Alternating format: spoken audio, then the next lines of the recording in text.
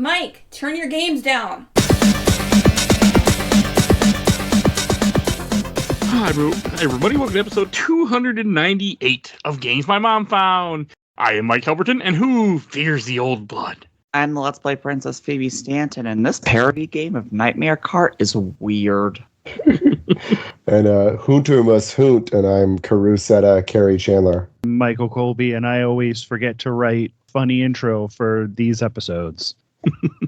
And Colby, what are we talking about tonight? Because I would not have done this without you bringing it up. Oh, tonight we are talking about From Software's fucking masterpiece from 2015, the greatest game ever made.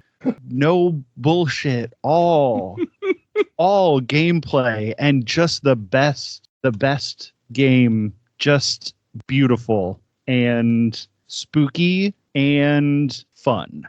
Literally my favorite game of all time. Bloodborne. You just say the name? Okay. That's awesome. So I didn't want to play Bloodborne originally on this show. I was like, fuck, I'll do it. But I didn't want to. I was terrified to replay this game because I beat it 6 years ago. And I was scared to play a Souls game since I had started the podcast. Where before it didn't matter because I just didn't have a timeline. Mm-hmm. That's my history with it. Phoebe, what's your history with this game? So, I bought this years ago, and then kept putting it off. And around the time that Elden Ring came out, my former roommate and I made an agreement where if I beat this game finally, they would buy me Elden Ring, and if I platinumed it, they would buy me a second game. So I went out and platinumed this entire game. Nice. And I regret none of that because this game rules. And Kerry. The Soul series is my favorite series. Counting Elden Ring, Demon Souls through Elden Ring, I think I'm looking at somewhere in the neighborhood of 1,500 hours that I've played in the series. And this is the one that I had not beaten until doing it for this podcast, because I didn't get my PlayStation. I went from PlayStation 2 to PlayStation 5. I didn't have a PS3 or a PS4. So when I got my PS5, I played through Demon Souls Remake, and then I started playing through Bloodborne, and then Elden Ring came out, and I started playing Elden Ring and never came back to Bloodborne until for here. But that's my history. So that was, I guess, winter of 21 winter of 21 that I was playing it that first time. But I'm glad that I got you to help finish it. Yeah, because now that means I've beaten all of them, unless you count Sekiro. I never beat the final boss of Sekiro. So. I do. I think Sekiro counts as a From Software game. I mean, it is From Software. So I think I mean as a Souls game, as a Soulsborne. Yeah, I think it does, but a lot of people don't think it does. But I don't think it does. Yeah, but if it does it, then I've beaten all of them. If it does, then I have to go back and beat Sword of Saint Ishin. That game looks fucking hard. It's amazing though. But yeah, no, but I love Bloodborne. Great game. And Colby. This one, I mean, I've talked about this before on this podcast, where I bought Demon Souls when it came out. I bought Dark Souls when it came out. I bought Dark Souls 2. I bought this when it came out. And I always felt like in theory they were the games that I would like. And then I could never get into them when I tried them. And then I got Lords of the Fallen of all games on PlayStation Plus for free. And for some reason, that one helped me figure out how to play these games. And then I went back to the actual From Software games and I was like, oh, I get this now. So after I beat Lords of the Fallen and Dark Souls 2, this was the first one I played. And I had a hard time through Yharnam the first time I played this. And then I was finally beat Gascoigne. And then the game turns into something completely different. And I was like, I can't believe what this game is doing. And then the more I played it, the better I got at it. The more I got into the lore, the more I got into just finding the secret areas. And my favorite area out of any video game ever is an area in this game that you can completely miss. Which one easily, is that? Because it is a huge pain in the ass to get to, because you need to clear out an entire area. You need to find an already secret area that you can miss. get an item in that secret area that you can miss, go back to a place where you would never go to again, and then take a carriage ride out to a castle. That is, yeah. So Oh. the carriage pulling up to take you to Canehurst Mm-hmm. is one of the neatest like little cutscenes in a video game. Like just that, I love that. It's Dracula, you know. Yeah, It's the beginning of Dracula when the carriage comes to pick up Jonathan Harkness to take him to Dracula's mansion. Like it's really cool. And like it takes you to an area that's unlike anything else in the rest of this game. It's where like a lot of the lore is. Like one of the NPCs that I liked the first time I played it until I got more into it, and then figured out like what was going on, and then I'm in Canehurst, and then I don't know how much of this are we gonna talk about like out of order. Yeah, I mean, because without the host, I mean, we can sort of do whatever. Yeah, whatever so we yeah, wanna do. behind the curtain, Mike had to step away for just a second, so we're riffing. I think we can talk about Canehurst. Canehurst is like a really cool area. It reminds me a lot aesthetically some of the like I'm always a fan of a castle in these games. Oh, and You know? this castle is gorgeous. Yeah, like I love Boletaria, I love Stormvale, I love High Wall of Lothric. What is the castle in Dark Souls 2 that you're going toward the whole game? Oh, yeah. That castle... You will stand before its gates and not even Yeah. remember why. But anyway, Dranglaic. Yeah. I love a castle in these games. They're always my favorite areas. Yeah. One of the first times that I was like blown away by how something looked in a video game. This is not about Bloodborne, but in Dark Souls 3, after you beat the ice guy, the Boreal Valley, and then you take take the little demon guys fly you down to the Undead Burg or to the Undead Village. You open that door at the bottom of the staircase, and it opens up and you just see the castle in the center, and then everything around it. Like my jaw literally dropped when that happened when I was playing that game. I was like, holy shit. And me too. Yeah. I had sort of the same reaction when I got to Canehurst, because I was like, and then it has my favorite boss in the game is the boss fight of Canehurst. And that's a good one. And then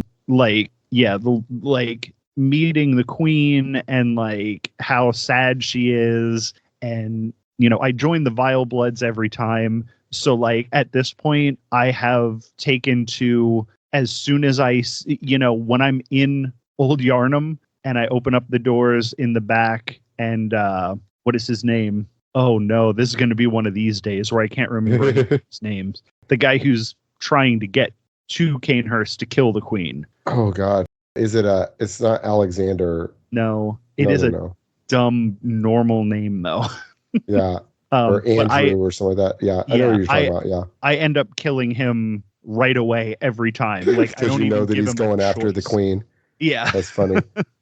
And then I have a Vile Blood rune tattooed on my middle finger, and I flip him off with it every time. Well, you know what might be actually a good thing to do right here while we have a little time.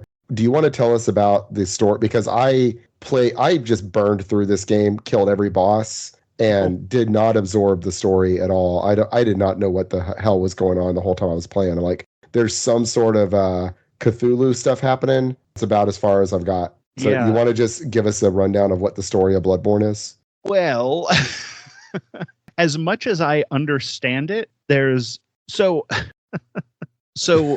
blood ministration that's going going there's aliens, right? Okay, so there's aliens. Yes. This is the most super complicated story. And all right, there's aliens and there's blood. There's aliens and there's blood. And I think the aliens were the ones who showed people how to do blood ministration. And what is blood ministration exactly?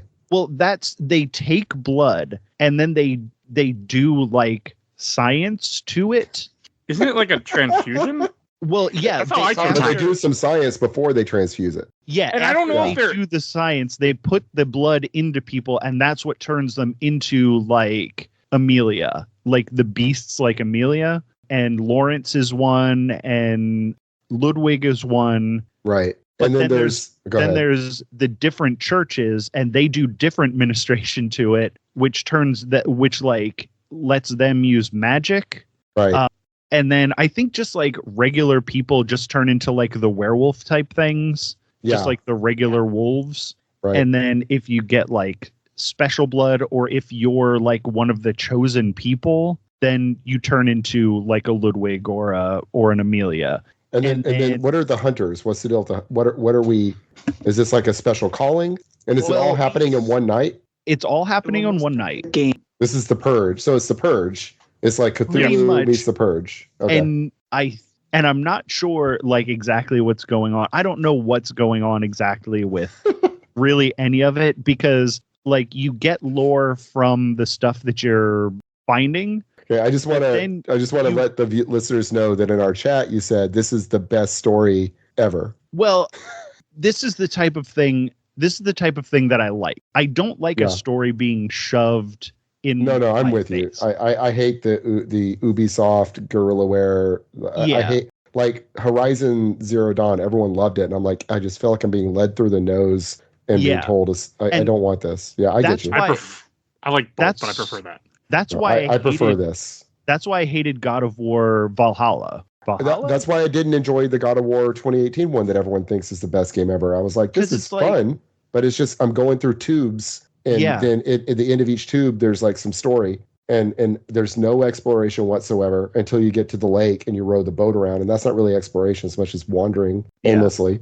And the only thing I really like about that game is the relationship between the two main characters. But and then you just have like people telling you how to figure out like how to do the puzzles. Like I hate that. Oh yeah, they do that too. Oh yeah, that's very annoying. So we should get like the head. But but I like the inscrutable stuff. I will say Dark Souls I can wrap my head around though pretty well. It's like the world was in darkness, then there was fire, and Gwen took the fire and he kept the fire going, and he shouldn't have, and now everybody's living forever and going insane. And so are you going to come? But now the fire's fading. And so someone's got to stoke the fire again. Are you going to stoke the fire, or are you going to put it out? There you go. Got it. Yeah. And so I know anything a little else is bit side stuff. More of what I think was missed. Like, I know that they were, part of it is they found the old blood, which is essentially the blood from like Cthulhu gods that were.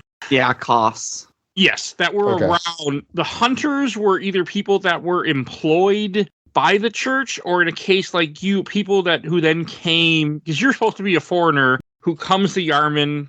You showed up at the wrong place in the wrong night. Kind of. No, you showed up at the wrong place in the right time. Yeah, I think you're sort of supposedly to get a blood transfusion because you had some type of disease. Now, what that disease is, they never actually explain, and the game becomes so much more. And that's why you're at Yovseka's clinic, because Yovseka tricks people into coming there so she can experiment on them. No. Not yet. No. Yosefka is actually trying to help. The person who takes over in Yosefka's clinic is a different person. Oh, she gets killed. One of the aliens, the alien right at the door before you open the door when you come in the back, gives you Yosefka's blood vial. So she's been experimented on. Oh, okay.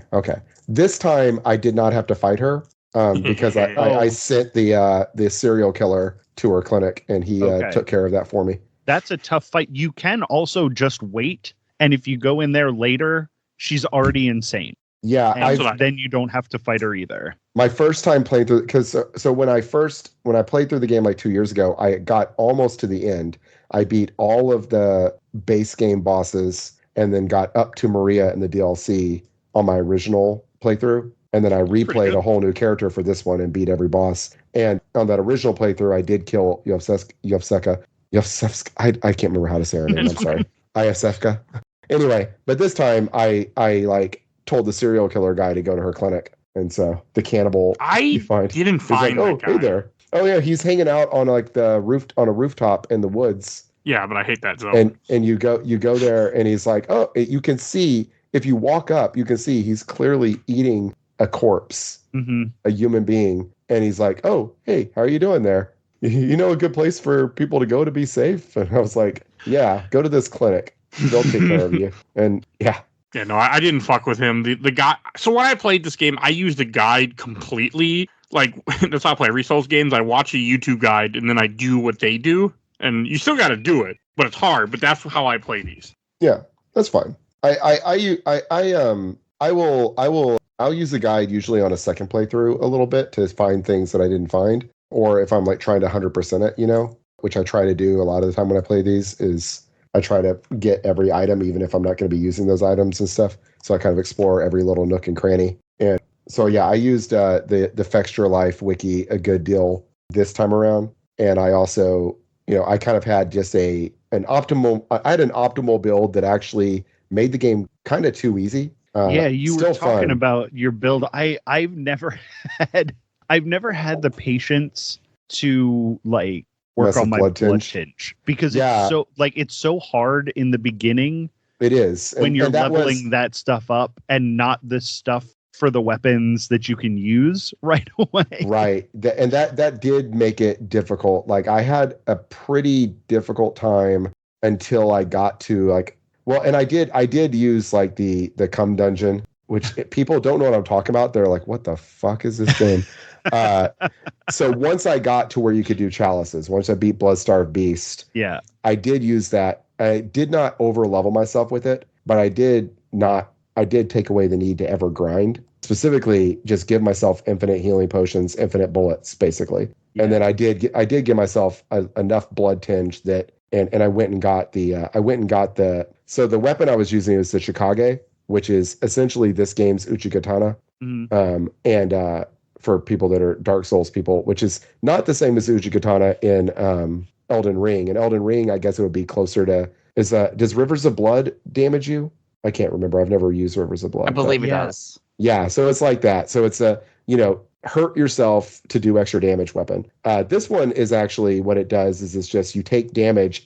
So weapons in this game transform. For people that don't know, you press L2 and your weapon transforms into a different type of weapon. And the transformed Chikage just drains your health constantly. And so you get a Canehurst Castle, which we were talking about a minute ago, which is really kind of I would say kind of mid to late middle game area, would you say?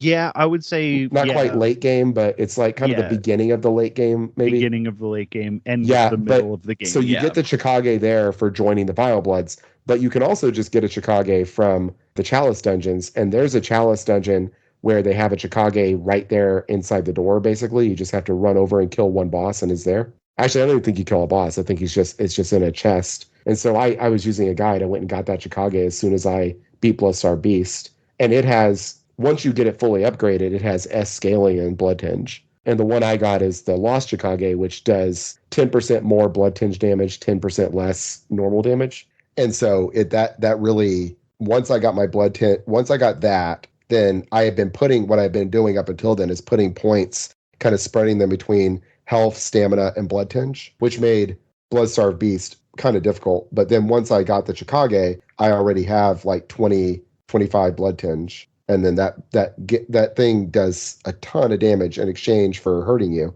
But all you have to do is get good at kind of juggling, which I watched a video on how to do it. And I got really good at it, where it's just when you go into an attack, you run up with it untransformed, L2 to transform it, which also swings it, hit, R1 to hit one more time, L2 to transform it back. And that 3-hit combo right there would kill most enemies immediately. And then you can, if you want to do like 2 R1s in their 4-hit combo, by the end of the game, like when I fought Orphan Akos, each 4-hit combo of that was taking off close to a third of his health. And so he's supposed to be this like super hard boss, but he went down so fast I barely saw his face, except for I did not know what he was going to do in his phase 2 because I didn't watch a guide or whatever. And when his phase 2 came, I was standing right on top of him and I got basically one-shotted. Yeah. So the second time I fought him, I knew to anticipate the phase 2, and then he was nothing. But yeah, I would say if you want to like easy mode, blood tinge is definitely the way to go, but it does require you to. It doesn't come online until you get the Chikage. And Chikage is later in the game, isn't it? Well, yeah, I was saying, so you can get the Chikage at Canehurst, but you can also get it in a Chalice dungeon. And there's a couple of different versions in the Chalice dungeon, but the best one is So there's the uncanny one that does fire damage, and then there's but less everything else, and then there's the Lost Chickage, which does bonus blood tinge damage, but in exchange for less. Because the Chickage skills on when it's untransformed, it's a skill weapon, and when it's transformed, it's blood tinge. That's cool.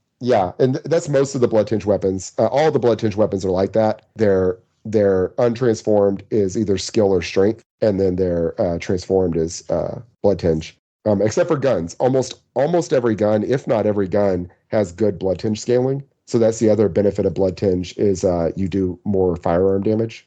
I think the cannons scale with strength. Cannons scale with strength. I mean the regular handguns. Yeah, the handguns as well as the bow, the sword bow that you get in the DLC. And then Avalon is a really good gun that you get in Canehurst. And I rushed to Canehurst, actually. I went to Canehurst early, and I got Avalon, and then I forgot that I had it. And I played through almost the whole game, and then I was in the DLC, and I was like, man, I forgot to get Avalon. And I looked at my inventory, and I had it already. I was like, oh, God damn it. And Avalon does crazy damage. It shoots really fast. It does a lot of damage. And it has really good, when it's fully upgraded, I think it's also S scaling and blood tinge. So it's really nice. I have a question back to the story before I got pulled away. Did you guys mention why the night doesn't end for him? Because I can elaborate on that. No, we got away from the story. Because I've watched lore videos, and some of the lore videos just completely say the opposite thing that the next lore one does. And then I was like, none of this lines up with what I thought was going on. So that's why I was kind of thrown off by the story thing, because in my mind, just we're going to be talking about another game in not too long of a time where I sort of self-insert in places.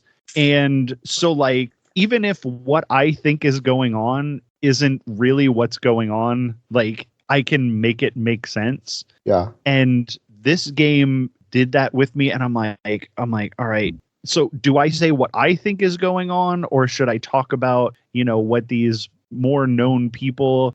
So yeah. I would say Vadi Vidya, Illusory Wall, Zuli the Witch, they're gonna pretty much always be right no matter what they're talking about. But what do you think? What do you think's going on? Is basing my assumptions on and what makes sense to me. The dream that you're in is because of the moon presence is making that. I think the moon presence has something to do with the fact that this night feels like it's never ending, but it's really just one night. It's just a really bad night. Yeah, that's an understatement. A really bad night. That's kind of what I thought too. Yeah. Mike, go ahead, Phoebe. Earlier, and I went, man, this game really only has 3 endings. It's you wake up, you become the dreamer, or you become the dream. I mean, all 3 are terrible for you, but yes. I don't even know which one I got the best one. What is the best one? You become a slug. Where you become a slug. I agree. When you have the 3 umbilical, when you get the 3 umbilical cords and you eat them, then you become a slug. You become the new moon presence. I think you waking up is the best ending. Where you get beheaded. Ending. Yes. And then you essentially, because some of the hunters were part of the dream, then got disconnected from the dream. That's partly what's going on. I think Durja, the Gatling gun asshole, if you don't have your friend come in and murder him and kick him off the tower and talk to him later, he will then mention how he was part of the dream and he left. Oh, but he remembers the dream. Yeah, that's the fun part about this, is that this is all happening in a world that kind of exists but kind of doesn't, and it's so Lovecraftian in that style. It's very much like his Dream Cycle series with the Silver Key and everything. Just without racism.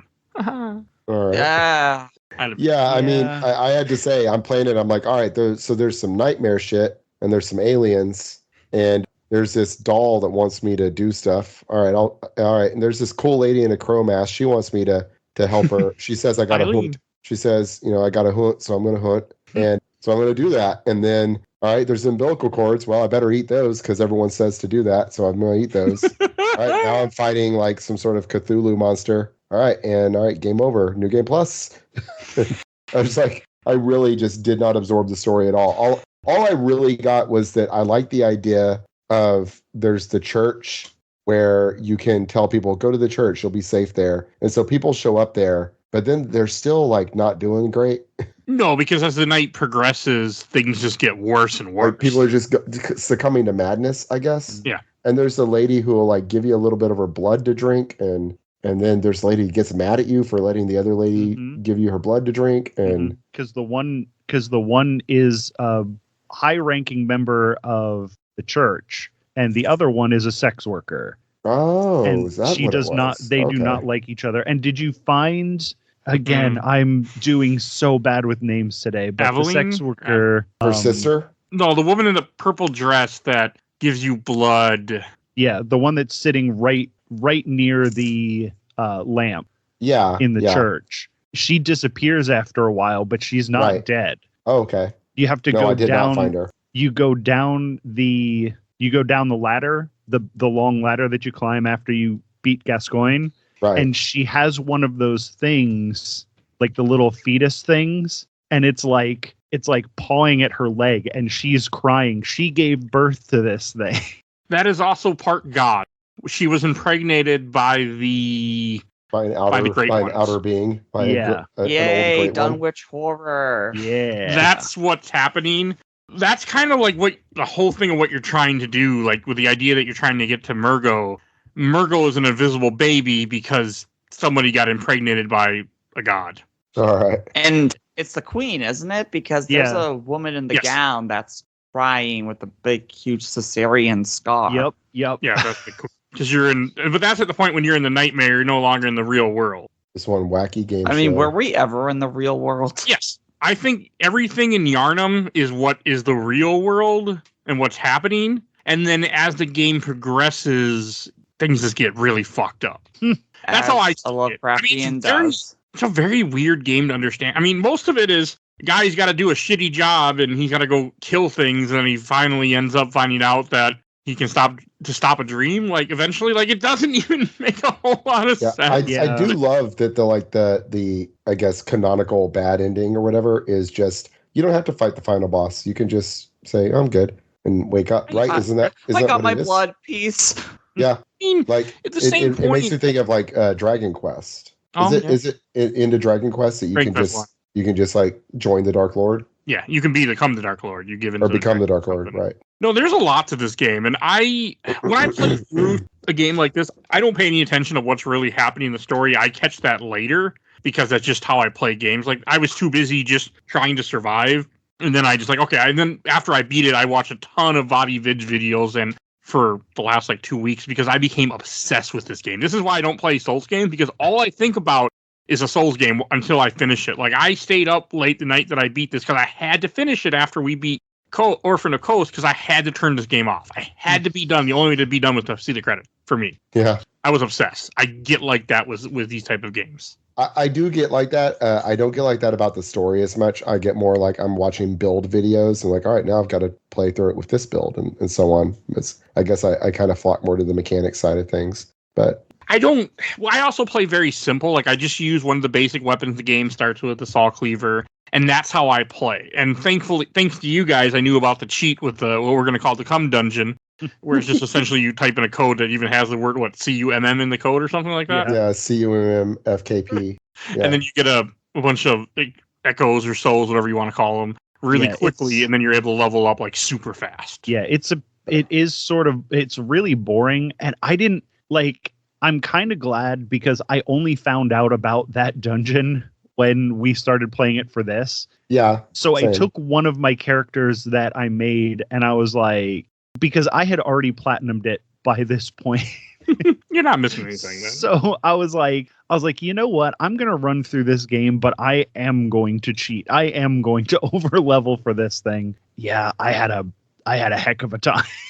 It was fun. Like, yeah, I definitely would tell people don't do it the first time you play the game. No, for sure. Like I didn't know about it when I played through the game originally, and then I learned about it from watching IMFA, like YMFAH, that guy that does like the crazy challenge runs. They're super well produced videos, like crazy well produced, really funny videos. And he did a guns only Bloodborne, and I was gonna try that, and I started trying it, and I was like, man, this is just I'm not good enough for this.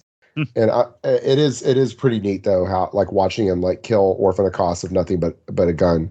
But It's just parrying. it's yeah. I mean it's just it's doing a lot of stuff. It's getting like gems and stuff, and it's a blood tinge build because guns scale off a blood tinge, and Avalon is S scaling off blood tinge, and so it's basically just and then high health because you're constantly bleeding yourself for extra bullets.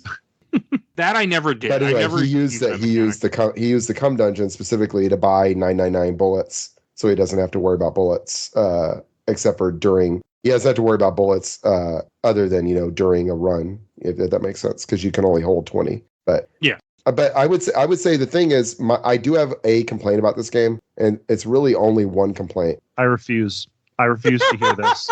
Yeah, and it's a complaint that you could also levy at Demon Souls, except Demon Souls is really easy. Demon Souls is like, compared to the other Souls games, it's really easy. So it doesn't really make a difference. But it's the finite healing, not having Estus Flask, right? Yeah. So all the other Soulsborne games have something like the Estus Flask. Even Sekiro has an Estus Flask. But Bloodborne and Demon Souls don't. Demon Souls, because it was before, and Bloodborne, because I think they wanted to really push you to use the rally system more. Yeah.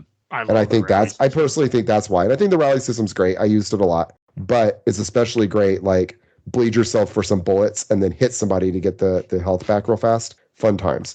But unfortunately, you don't get rally damage from guns. So you can't just rally with the gun. Well, you get some, but it's limited. But I don't like that.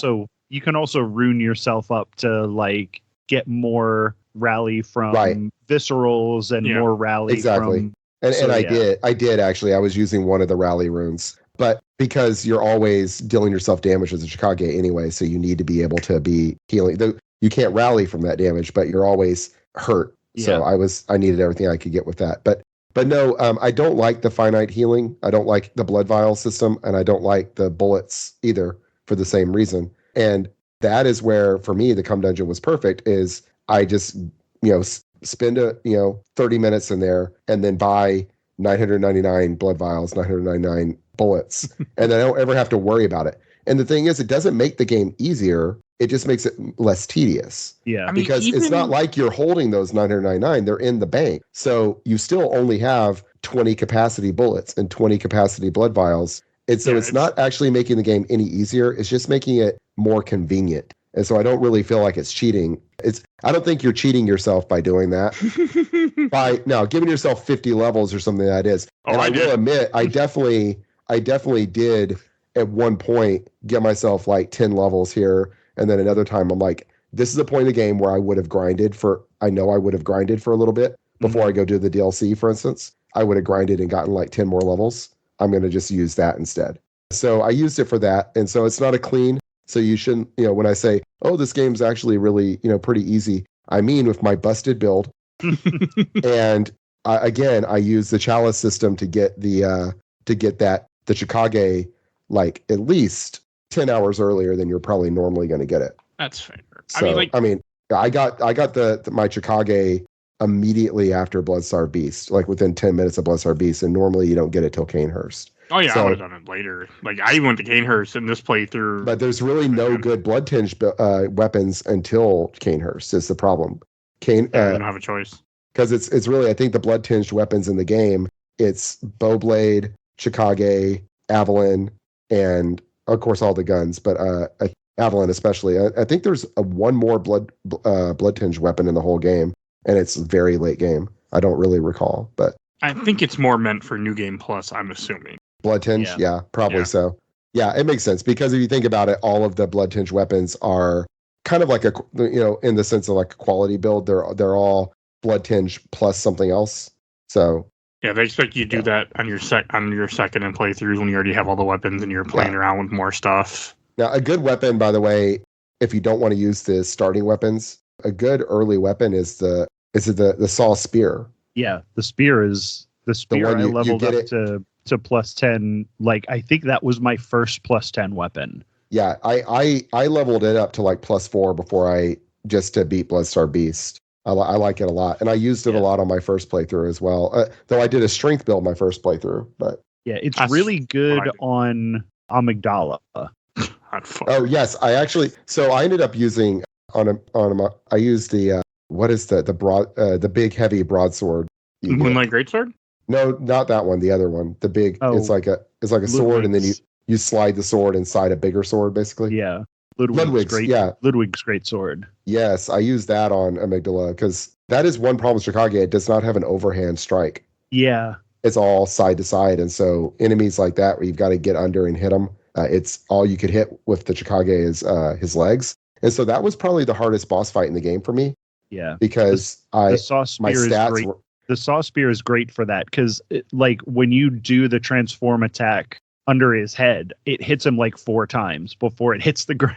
It's a fantastic weapon for that boss. Oh yeah, I should have done that then. Yeah, I ended up leveling up the Ludwig's blade, and my stats were not good for it, so that was the toughest fight. I mean, that one took me probably like 4, 5, 6 tries. Similar to Bloodstar Beast, also took me a bunch of tries. This time took me, I think, 6 tries, but that was just because I was like really low level for that, I think.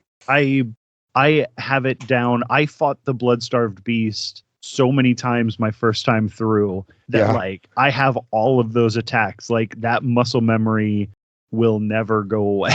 I don't think. Yeah, that's a fun fight. That's a really good fight. Like this game, I think this game has some really good bosses. And this is not my favorite Souls game by a long shot, but I think it has some of the best bosses. Definitely. Like I really like Orphan of Kos, Maria. Like the guy at the top of Canehurst is really cool. Martyr Ligarius. He was fun I like him a lot. Bloodstar Beast is good. Amygdala is a good fight. It's hard, but it's a good fight. Amelia. I like the one. I'm trying to remember the one. It's an homage to Demon Souls. Vicar Amelia, I think. I heard Phoebe say Amelia.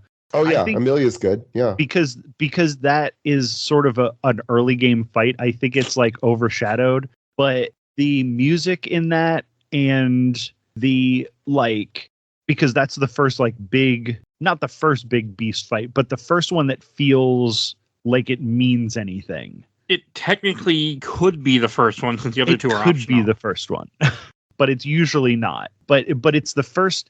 It's I think the first fight in the game that like really feels like it's that you're into the game. Like that's when you get into the game because now you're like, this is not the first time I played it. I was like, oh, this is a fun werewolf game. Like this is a really cool werewolf game. And then you get out of it and you're like, well, that Blood-Starved Beast was weird, but it's still a lot of werewolves. And then you go up to the church and you fight Amelia and it's like, no, wait a second. This is something different than what I thought it was. I mean, that's also the first. And then it's really interesting that she is still, in a lot of ways, wolf-like. She's got the fur. She's got this wolf-like head, but like the nose, the snout's way too long, and she's much taller than you would think. Her neck is very weird and lengthy. You're just going, wait. Well, and she has antlers. Yeah, and like the shroud over her eyes. Yeah, she's like I'm looking at her right now. She's like a deer mixed with some sort of hound. Yeah, it's definitely dog-like. And then like the screams that she has and just that she can do the healing. It's everything about that fight is like so cool when you do it, especially the first time you do it. It's like, this is incredible. Her face, it kind of makes me think of, because she starts off as this like very like feminine, young looking woman, right? And then she transforms, and it reminds me of in Beetlejuice when Gina Davis like pulls her face out, or no, it's Alec Baldwin that does it, but pulls his face out and makes that like snout face. Yeah, I don't know. I hate that movie. But no, I like. I love Beetlejuice. It's one of my favorite movies. Oh my gosh. It's also really fun because around this point is when you would have enough insight that you start to notice little things. I don't know if you can actually see the amygdalas directly yet, but you 40 can see the influence of it. Oh yeah. You need a lot of insight before you can see them, which you more than likely won't have at this point unless you're really screwing around with the Chalice Dungeon. Is the insight essentially like? Is this similar to like your insanity in the Call of Cthulhu? Like your insanity meter is going up, and as it goes up, you can see I don't say through that the veil. insight is more of a sanity because this was my New Game Plus or so run, and I ran Beasthood this time. And in Beasthood, you actually want less insight to do more damage. So the more insight you have, the more humanity you have almost. Of what is happening versus becoming more like them is what I gathered. Because the whole thing with the insight is that's what that... God, what the fuck is his name? The Bergenworth guy in a wheelchair that you kill for no reason. I like how we all figured it out exactly the same time. Is it gosh, what is if only his I had name? the ability to Google. But doesn't matter. But that guy, his whole thing was Gurman. Gurman is not Gurman. No, that's Gurman. No. Different guy. No, it's not Gurman. The fat Pope guy in the chair. Right before that dude. Yeah, when you go fat Pope guy. That's his name now. Yeah. Right. His whole thing is he believed that the insight was the way to connect with the gods, where Lawrence, who was one of his disciples who starts the church, who then turns into a freaking cleric beast later on, his whole idea was that the blood was the thing that's going to help us. Master Willem. Yes. Master Willem. Okay, and, that's right. Master Willem he's just hanging out watching the moon, and then you murder him. Yeah, you don't have to. I didn't murder him. You don't have to kill him. But I did because he drops an item. Yeah. Memory serves, it's also a really good one, isn't it? Yeah, it's it helps you get more echoes. It helps you find hidden items or something like that. Yeah. It helps you. It increases your item drop, which I used later on in the game. It was really useful.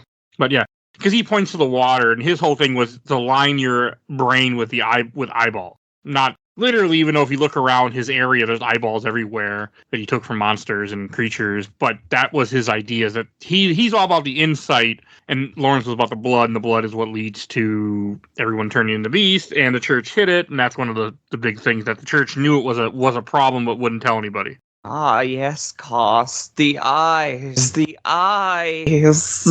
Yes. So that's what's going on with the church. Like, that's why they're considered bad. Like, there is a lot of deep lore to this game, but it's very confusing. And, like, even the people at this point, like Vadi Vidya, other people are like, we don't completely know certain things, so the game just didn't tell us, and when they won't, and we just will never know. But they get it pretty good. The cages are supposed to help keep themselves as what they are, right? They're kind of Faraday encaging themselves. I don't know what the cages do, because you see people with cages on their heads, which are all dead, by the way. They all died. Yeah. Except for Mikolash, but then I killed him. He's dead too. Oh, Mikolash is dead as fuck. I hate that guy. You're like, he's like in the nightmare realm. Yeah, or whatever, right? He's trapped in a horrible world. He's trapped in a nightmare realm, essentially. Mikolash I was saying that this game has some of the best bosses. Mikolash is my least favorite boss in any game I've ever played.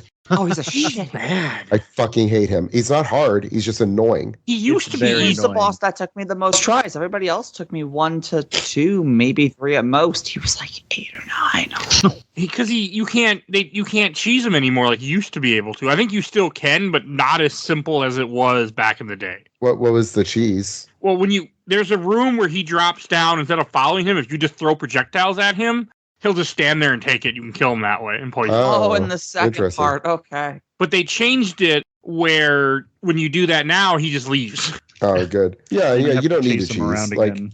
Yeah, he's just annoying because I hate like chasing someone down. Well, that's not even that. I died because of that, because I couldn't figure out that, because I was playing with too much light, I think, in the room, and I was in a rush the morning I was fighting him the first time, and the guide said, go where the bridge is, and there's a doorway. I'm like, okay, I don't see a doorway, so I'll just fall down here, and I died. I'm like, well, that wasn't right. And then I watched a video, found where to go, and then I went down to fight him, and he hit me with the Call Beyond, which makes you parryable. Then he just parried me and murdered me, or reprisal me, or probably one of those words, and murdered me, and I was like, fuck this game. And then I went and beat him the next time. Yeah, he just annoys me. One thing is whenever he does his like tentacle thing that he does, the Arbor of Abretus or whatever. Yeah, it's the Arbor of Abretus. I'm calling the wrong spells. Call Beyond is his like magic missile spell. Okay, the meteor shit. That's bad too, because that almost the Call Beyond killed me at least once. Augur of Abretus is, though, whenever he does that, you can like circle around behind him and get a visceral on him. Oh, it's That's- super easy to dodge. Yeah. Just hold left or right. Because it's Yeah, always that's- his right arm, so if you dodge right, it just completely messes. But yeah, a call beyond is a real pain in the ass, and it's a spell that they've copied in some of the other that they've used in some of the other games. Specifically, there's a couple of different spells in Elden Ring that are very similar to it. I really But- want to play Elden Ring now. By the way, Well, I mean, You should. that is the one I have the most time in. I think I'm at 700 hours in Elden Ring alone. So And that's probably a single playthrough at this point. You'll never Oh. get it done, or you'll never get episodes of the podcast done. yeah, that's You're gonna- use you're a, gonna use a need a guide. new Use a host. guide. Use a Like- guide. You can play through Elden Ring in about 30. You know, Will You can play Will- you can get through Elden Ring in about 40, 50 hours, I would say easily. I can pull that off in a couple weeks. Yeah, 30 hours with a guide probably. Like my most recent playthrough of it, I got all the way up to the DLC in about 40 hours. I mean, I beat the whole game, everything but the DLC in about 40 hours. And that's not using a guide. That's just like knowing the game. But so with a guide, I think you would, and especially using like kind of like a overpowered build, I think you would blow through it. But anyway, Hey, I hate Mikolash. So maybe. But I hate Mikolash. I hate chasing people. Like similarly in Dark Souls, you know, with your Dark Sun Gwendolyn, you've got to chase him down that Oh, hallway. that's not so bad though. But that's not nearly as bad because it's a straight hallway, Yeah. and right? This is a maze. It's like take that, but a maze. and you're It's I not that can't- big, though. It's really not. No, but It's There's not, also but the ads that keep spawning, the little skeletons That that also. don't give you any souls. Oh, you can completely ignore them now. yeah, that's the other issue. Say that, but after a while, I just killed everything I saw just because. Yeah, It was just fun. I just wanted to murder. So I would murder those skeletons because I kept getting lost and I kept running back into them. So I'm like, I'll just murder you because you're getting in my way. But no, I was trying when I was playing through this game. So I was playing through this game normal, and then I got to the Bloodstar Beast. I had Mike Colby came in and helped me, and we got to do online. And then I used the Come Dungeon, became overly powerful. So then I started playing the game the way I like to play it, which is just murder every enemy I see, and just if there's no enemies, and I know I haven't been there yet. And that didn't work out so good in the forest. By the way, that bit me in the ass real quick. Also, I can't, just before we move on too far, I can't believe you would say that Mikolash is your least favorite boss when Bed of Chaos exists. okay. Well, I don't Oh, consider God, Bed of yes. Chaos is not a boss. Bed of Chaos is a curse. Then Bed of there's Chaos. a No, tree no, and for some real. falling areas. Yeah, fuck That Bed is of it. Chaos. No, so I was my most recent playthrough of Dark Souls 1. I did a no boss deaths. So I was beating every boss first try, and Bed of Chaos ruined my run. Yeah. So the whole game, the base game, I got every single boss, including Gwen, one kill. DLC, I took two tries on Manus, and then fucking That's Bed of Chaos, 6 deaths. 6 deaths on Oof. Bed of Chaos. That chaos is terrible. Ruined my challenge run. Yeah. I hate Bed of Chaos. bad. I hate Bed of Chaos. So yes, I take that back. Mikolash is way better than the Bed of Chaos. Yeah, I mean he's the most, but he is definitely the most annoying boss in this game. He was the one that definitely gave me in the this most game, trouble too. Yeah. Yeah. Besides the DLC, I don't like the DLC because I feel the DLC is too hard for me. But that's a me thing. But the thing is, I don't think the bosses in the DLC are too hard. The just random enemies you run into Oh, are they're terrible. A motherfucker Hunters are in the DLC. Terrible. The The- hunters, the machine gun, like that one little alley where you got to run in, and there's like 2 different machine guns hmm shooting at you, and it's just like it is a gauntlet. And I definitely this time I just ran through most of the DLC. Same. My first Yeah. time through, I was like Damn. trying to kill every enemy. This time I just ran through. I barely fought any enemies. I'm just like running from everything, and just You went from can't. boss to boss. Not fun to fight think them. I think the hardest enemy in the game is not a boss. It's those mutant shark guys in the fishing village. Yeah. I tried one of those. They're like 12-foot tall, great white shark mixed with a troll or something. They're I terrible. have Oh, those assholes. Yeah. I have a feeling, Mike, that you tried one of the easy ones. I tried the one up above, and then I tried the one in the well. Okay, What are we talking? well, What is it? The shark guys. The two Oh, that yeah. are in the well are different. They're stronger. Okay. Yeah. He ate me like. I in a meant those. second. I meant those in the well is what I was talking Yeah. about. I did kill Okay. one up. I killed one in the street, and then I killed one of the ones in the well, and the other one killed me. Do they respawn? Yes. Yeah, Oh, yeah, they're Yeah, regular enemies. I killed one of them in the streets, and then I killed the other one in the sheets. Hell yeah! I didn't bother. I They always drop get, something good, don't they? that's what I heard. They have, yeah. You, if you want to get all the weapons. In Oh, the right. They DLC, drop you a do need chunk or is it a chunk or no. not a The chunk is in a different place. They drop one of the upgrade materials. Yeah, One of And the it's- last ones. Yeah. and you need to beat them to get to a weapon. I actually ended up going around the back, and you can get to that area, but you're above it. And if you have the right weapons, you can cheese them. What's the weapon they're guarding? What is the weapon that they're guarding? I feel like it's the remember. fourth. I feel like it's the fourth blood tinge weapon that I couldn't It think is of. a blood tinge weapon. Yeah, that's a good question. You keep talking. I'll look it up real fast. Oh, and I'm already looking it up. one funny thing that happened to me in this game that I remembered, so I want to mention it. So I went through Osessa's clinic later on when when you go back to it, and I completely missed the Canehurst summons. It wasn't at some point I'm like, oh yeah, I had to go back and go get it, and I just realized I just missed it. I went left when I should have went right to grab it. So I thought that was like, oh my god. I mean, I went and got it easily, but I was like, yeah, okay. The Rakuyo is what you get. Yeah, from the the Rakuyo. sharks. Yeah. Yes, Which so I it is don't a think blood it's- tinge. Oh, it is a blood tinge. Okay, Yeah. I was looking. It's yeah. Yep, there it is. Yeah, it Very splits cool. off into two swords when you. Yeah, it's like transform it. a pole blade, Yeah, and then it breaks into two. Yeah, that's really I think cool. that's what Maria uses, is it not? It looks like it to me. Yeah, Yeah. I don't know. Either way, it's cool, and I needed it for. I needed it for The trophy. the trophy, because I do have 100%. Hey, nothing. You love the game. Nothing wrong with that. I love it so much. I mean, I don't usually do it. Oh no, Trophies are Rakuyo is good. not blood tinge. By the way, I just looked it up. It's not blood tinge. Oh, it's not. I thought it No. was. Okay. No, that's don't- why they're saying it has the exact same moveset, pretty much as a Chikage, but it's not a blood tinge weapon like Chikage Okay. is. So, which is better don't if you're use not it, doing so. blood tinge. Yeah, it looks like it scales. It's a skill weapon, Okay. and then when it transforms, it has arcane. I think. No, Anyway. trophies are good to keep playing a game you love and Yeah, they give you stuff to give you They're challenges. just not good if you only play for them. Yeah.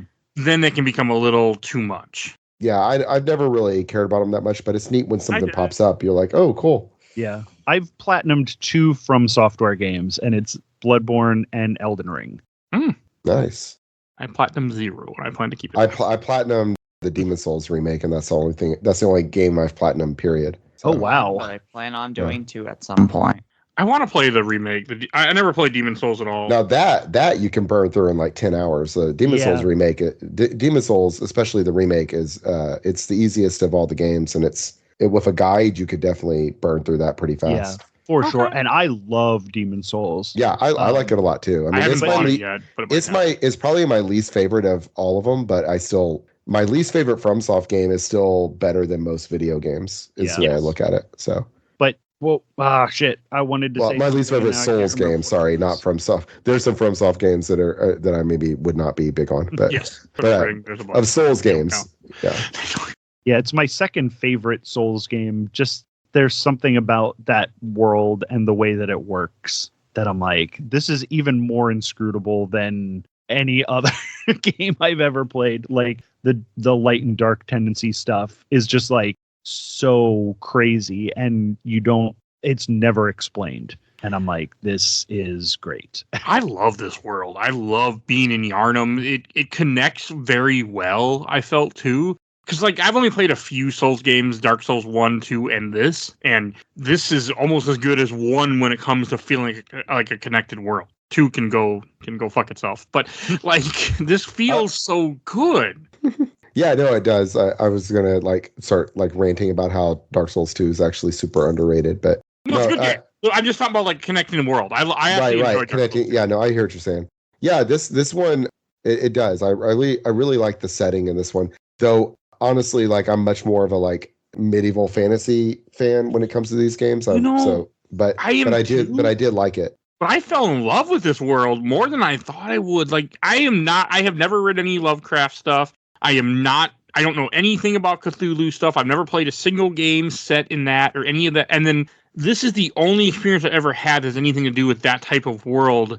And I I really fell in love with this game again. Like, I played this game a few years before the podcast, and I enjoyed it. But there was something about talking with you guys while playing it and knowing and, like, having the way to, like, spice up my levels and level up really fast. Like, one of the things I do want to say, even though I was, like, super high level, I would still get my ass beat if I decided to be dumb. I mean, sometimes I couldn't fuck around. Even at, like, level 100-something, I still could get murdered by an enemy if I did anything, like, and not kill them fast. Like, they still would kill me if I was stupid. And yeah, definitely. Like, when I played this game back then, I did grind for hours and hours. There were tons of times where I would just sit in an area and just, like, go through the academy, for example. I went through that place so many times just killing them for echo. So, like, it didn't bother me using the cheat because it just saved me time that I would have done it anyway.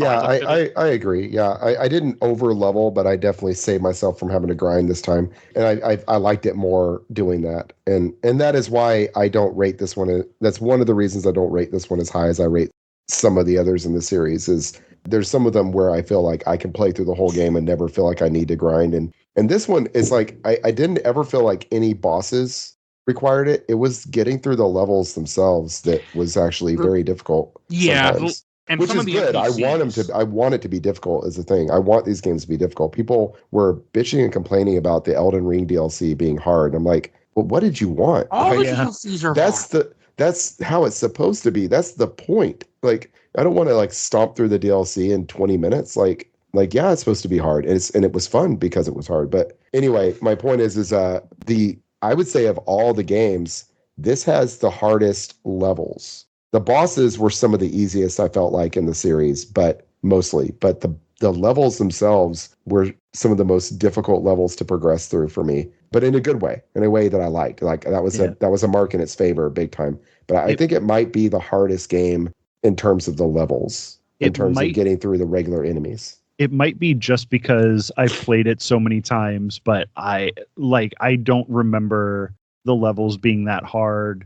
Even when I was playing it in the beginning. But again, it's been so long that I have lost any sort of, like, if you told me, that stuff was hard, I could be like, I don't remember it that way, but it's also, I've also gone through the game probably 30 times. I couldn't tell you if anything was hard. I was going to say, that's how I am with Elden Ring. I played through it like 5 times, but I think the areas are hard. I mean, I had more issue with basic enemies than I did with bosses, where I would just get murdered. Because one thing about the game, I don't know if we said it when I had to step away a couple times, is that like one of the things about this game is it's very much about having you get ganged up on. Like you have, and you are not a turtle. Like you cannot take hit. You are not built. You cannot get better shields. Armor. Nope.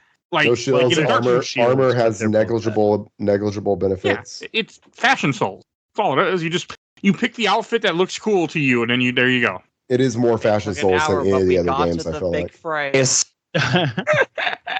I mean, that's how I did this game. Like everything. I agree, because the armor in this game, I don't think really, it's very minor differences. Yeah, but like in Dark Souls, I have used armor that made me, like when I beat Dark Souls 1 and 2, where I was a lot safer and able to hold my own against enemies and take hits. I'm like, whatever, because my armor was just high enough with my. Well, yeah, in Dark Souls, like you're wearing like very light armor so you can roll really well, or you're wearing like very heavy armor so you can take, so you take less chip damage.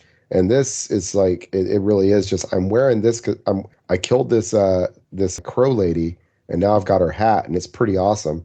And it's like, doesn't have very good stats, but it doesn't really make a difference either. So I wore her hat as soon as I got it. I wore it the whole game.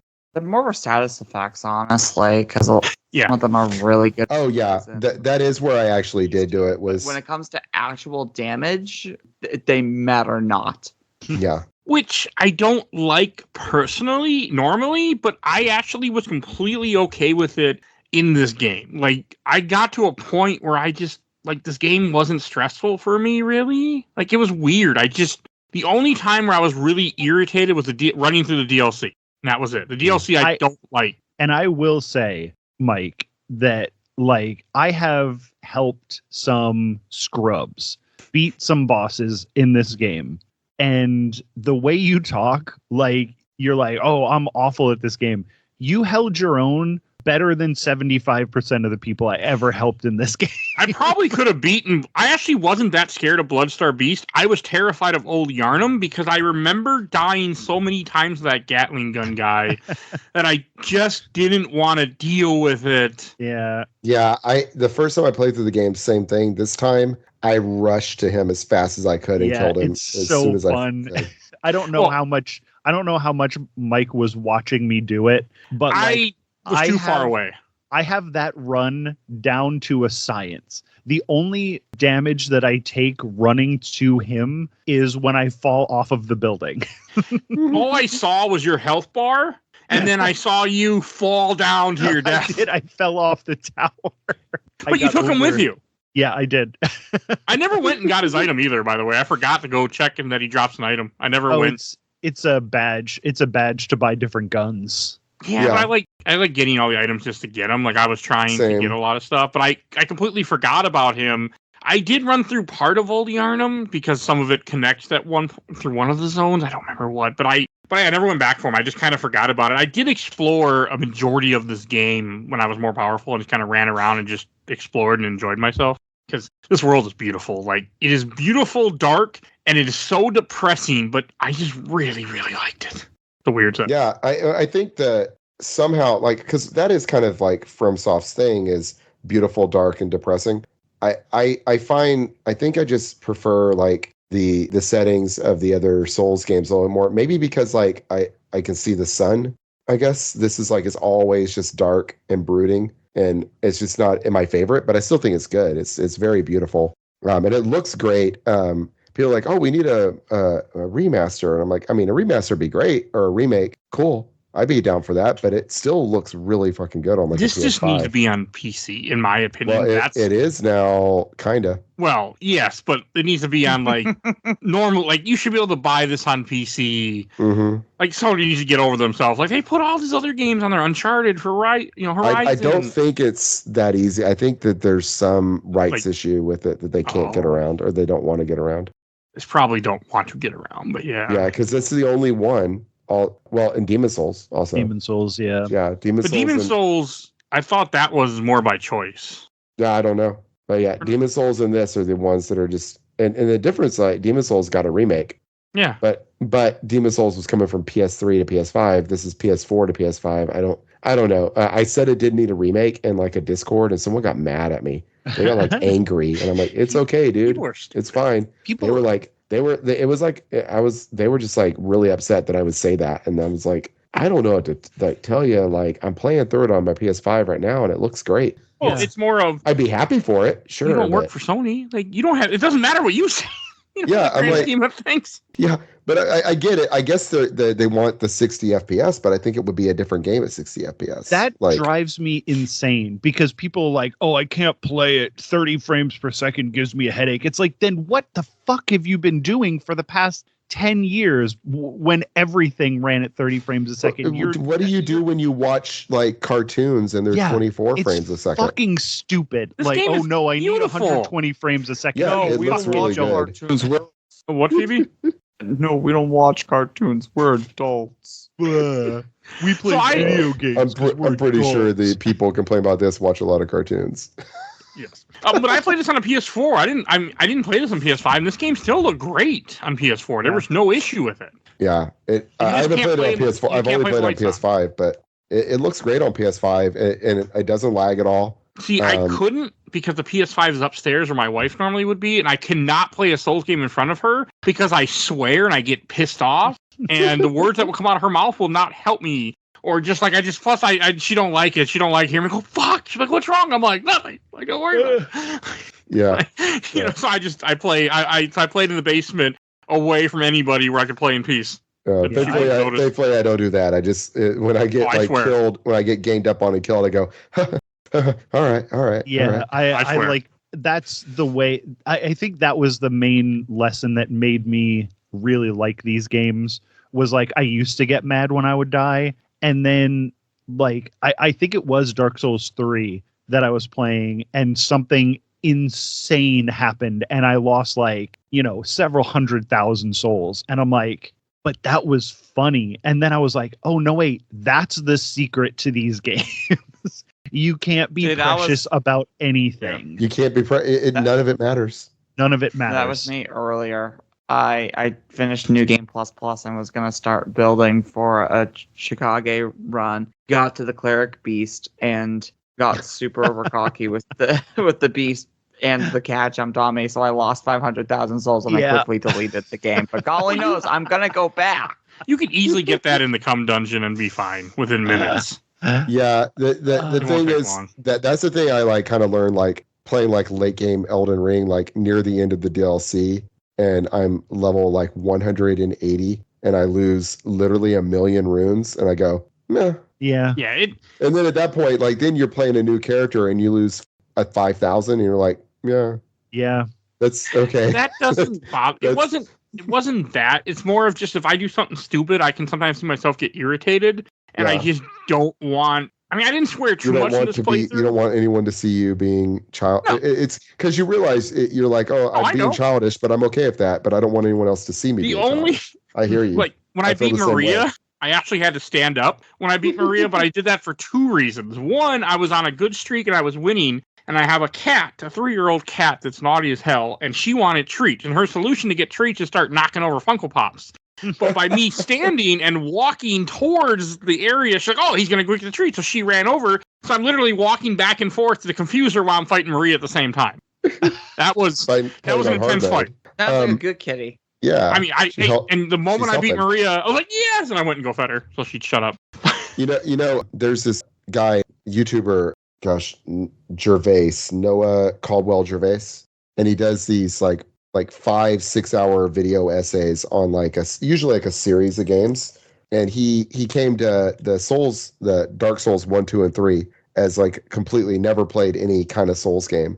And he did this like 5-hour video on the Souls series, and he made a point that I really like. I like everything. I think he's amazing. Like, I just love listening to him talk about games, like, because he comes at them from a very like philosophical perspective. And he said, he was talking about the idea of like of people complaining about, like Dark Souls, doesn't have an easy mode. It doesn't need an easy mode. And he goes, the easy mode is that you're allowed to play these games however you want, and that's how you change the difficulty. Is like, if the game's difficult for you, you can go to the cum dungeon. You can hire you can have a friend come and run you through a boss. So there's always a way to change the you can decide to use a blood tinge build, right? And that's definitely easy mode late game, at least, and so on. And another thing he talked about that I thought was, he said dying. When he kind of at first he got frustrated by dying, and then he realized every time he died, he's actually making more souls in the long run. Yeah, because you think about it, the area. Yeah, because you're redoing the area. So as long as you pick up what you lost, you're actually increasing. And so in a way, every time you die, it's like you're making it easier for yourself a little bit in a certain way. I usually don't like. And it's an interesting way to think about it, I think. In this playthrough, I didn't worry about souls. I mean, I didn't have to because I come dungeon. But even then, like, I just made peace with things. The only time I'd really got pissed off was with Lawrence, because I was getting damn close and just getting massacred because of the fucking fire, and I just couldn't. That was the one that I helped you with? Yeah, then it went well, and I also played smarter when you were there too. But I was just struggling. I felt bad because I told you I would help you with the DLC, and I forgot that I went to New Game Plus with my character I beat the game with. That's all good. So then I had to come in with my old character. There's a strength build, and just not nearly as powerful. The strength build is way more difficult than the blood tinge build. We beat him. We just had. But we beat him. It took us a couple of tries, but. Well, I think 2. Did you say, Phoebe? I said you people in your online co-op. I didn't do online before, but I wouldn't have beat Orphan of Kos without having Mike come on and help me. That just wasn't gonna happen otherwise. Not that I don't think I could have learned it this time, because I think I just didn't want to at the same time. Yeah, you're a little short on time too. I was and I wasn't. I felt. Well, I was going through a dilemma, this is a me problem 100%. I don't like starting more than one game at a time, and I had this going, Persona 4 going, I had to start Spectre Knight, and I was frustrated. I'm like, this is too many games at once. Yeah. And that is 100% a me problem. It was just, I had time. I just wanted to beat this game, and I just wanted to finish it. Because I couldn't stop thinking about it. I do like how you're talking about not having time to play Elden Ring, and then you're playing Persona 4. Persona 4 took me only 35 hours somehow.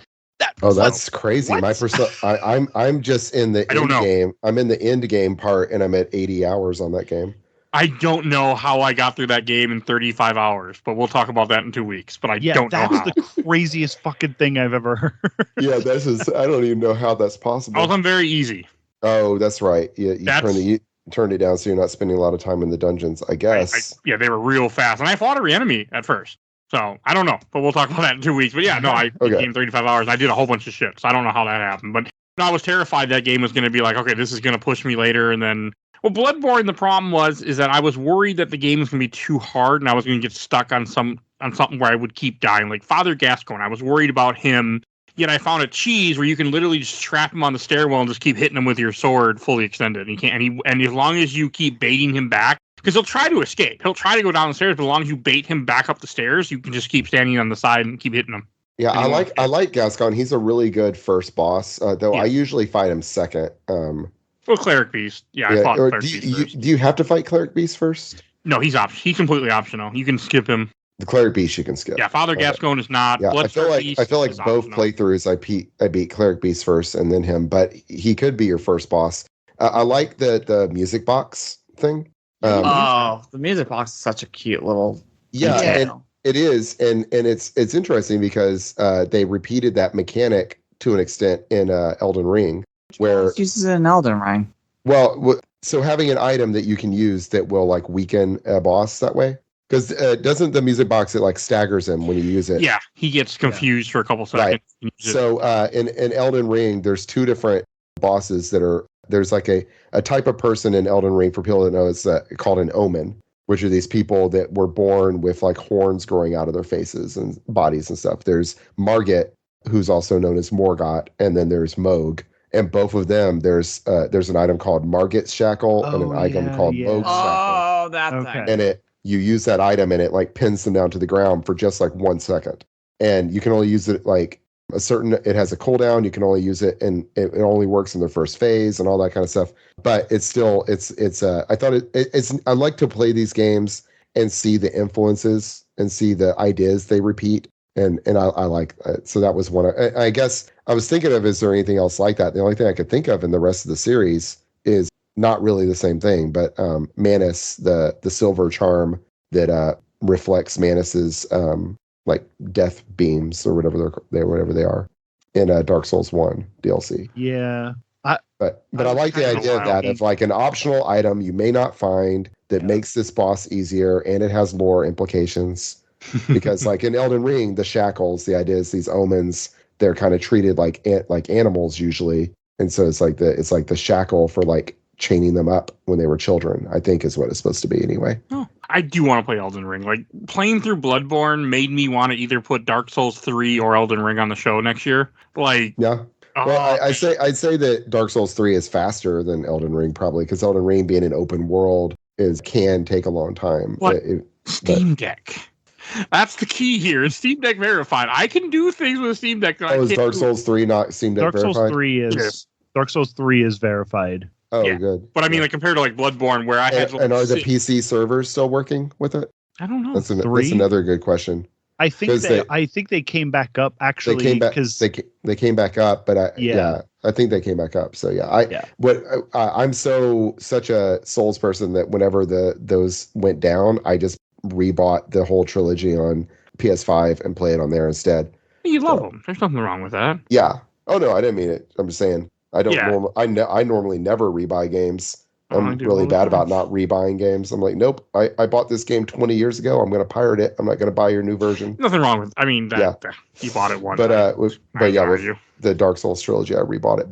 But anyway, yeah, I just like seeing those things. I like seeing a lot of the ideas that you can see them. There was a boss. Orphan of Kos is the way he moves. It kind of reminds me a little bit of like if you took Dancer of the Boreal Valley from Dark Souls 3 and sped it up. Fight in Dark Souls 3. Yeah, and I think Orphan of Kos is my favorite boss in this game. And if you take that like his move set and you like sped it up a little bit and made him and add some splash damage in there, and I think it actually has kind of like a similar sway to the way he moves. I don't know. It's just something I thought about when I was fighting him. I was like, this kind of reminds me of Dancer.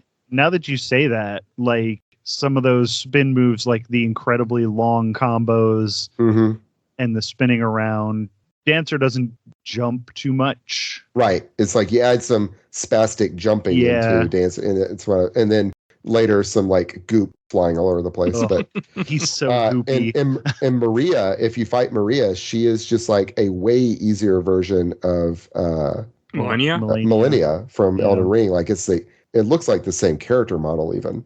I like the fight with Maria. Like that one took me a couple tries until I got it right, but that's because I was being stupid and I knew I was being stupid. I was being greedy.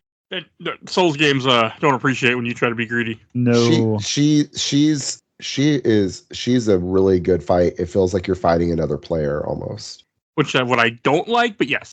My least favorite in this game was anything that wasn't any NPC or humanoid fight. I did not like fighting them because it was harder for me. I did much better with creatures. The hunters were a problem, actually. I think the hardest hunters are the ones when you go up, like you're going to Amelia, and then you turn right, and then there's the one with the Tauntaurus, and then the other one that has the gun, like the spray gun. Yes. I don't think I fought those guys. They're a pain in the butt. On the way to where you would fight the witch that gets you the workshop. Yes. Okay, I don't know if I fought these guys because I was using a guide and he might have had me run past them because he did avoid a lot of the. They're a pain in the butt. Yeah. Yeah. They suck. See the triple fight where you're on the way to. When you're fighting the Nazgul. Yeah. Yeah, that one's bad. That's what they always remind me of. The three Nazgul guy. That's what they look like. Bad. Oh no, yeah, that fight's fun. The first time I played it, I had a hard time with those guys. This time, again, that was like right about the level that Chicago was really starting to come online for me, and you just burn through them one at a time. Utilize the level geometry against them. I know Colby doesn't like us calling them ring wraiths, but that's what they look like. What are they called again? Shadows of Yharnam. The Shadows of Yharnam. Okay, and the one that's shooting the fireballs at you, you can just kind of run to where he's always like got that. I guess it's a tree, if I'm remembering correctly. I think, he hides behind a tree. I got him to, unfortunately, where he ended up summoning all the snakes out of the ground. I first time I played that, the snakes got me. This time I didn't get long. I didn't last long enough for the snakes. I ran for my life, and then he got murdered. I didn't let him live long enough to get the snakes out after that first time when I was like, wow. Yeah, those snakes are fucking hurt. Yeah, they're a problem. And that's another thing, the snakes flying out. That's there's a boss in the Elden Ring DLC where that's his second phase is he turns into a snake and then it jumps around in that kind of similar fashion. Oh, Phoebe, should I tell you something that's going to make you upset? Sure. With the Mikolash fight, apparently I'm watching a speedrun of it. You can, on the second phase when he's up there, you can jump down on him and block him from the doorway, and all he can do is punch you because he gets the AI gets trapped and doesn't know what to do. Fuck you. I didn't know it either. I just saw like he just jumped down and like did like a piercing attack with the saw cleaver, and then it just trapped him and he didn't know what to do. A bunch of sources online say that you can use the Beast Roar, which is inherently built into the Beast Claw, to repel his magic missile attack because it's supposed to reflect bullets. And no, it fucking doesn't. He's an asshole. Did you do Phoebe? Did you do Beast Claw for New Game Plus? New Game Plus. Oh, plus. Okay, I was gonna say because Beast Claw is like very in game, right? No, I did. I can tell you exactly the order of weapons I've used. I have used Hunter Axe plus 10 to beat the game. I have used the Whirly Gig. This was Beast Claw. I did a run that was almost to the end with the Kirk Hammer, and the next time I do this, it's probably going to be either the Chikage or the Amygdala arm. Nice. The Amygdala arm is so fun.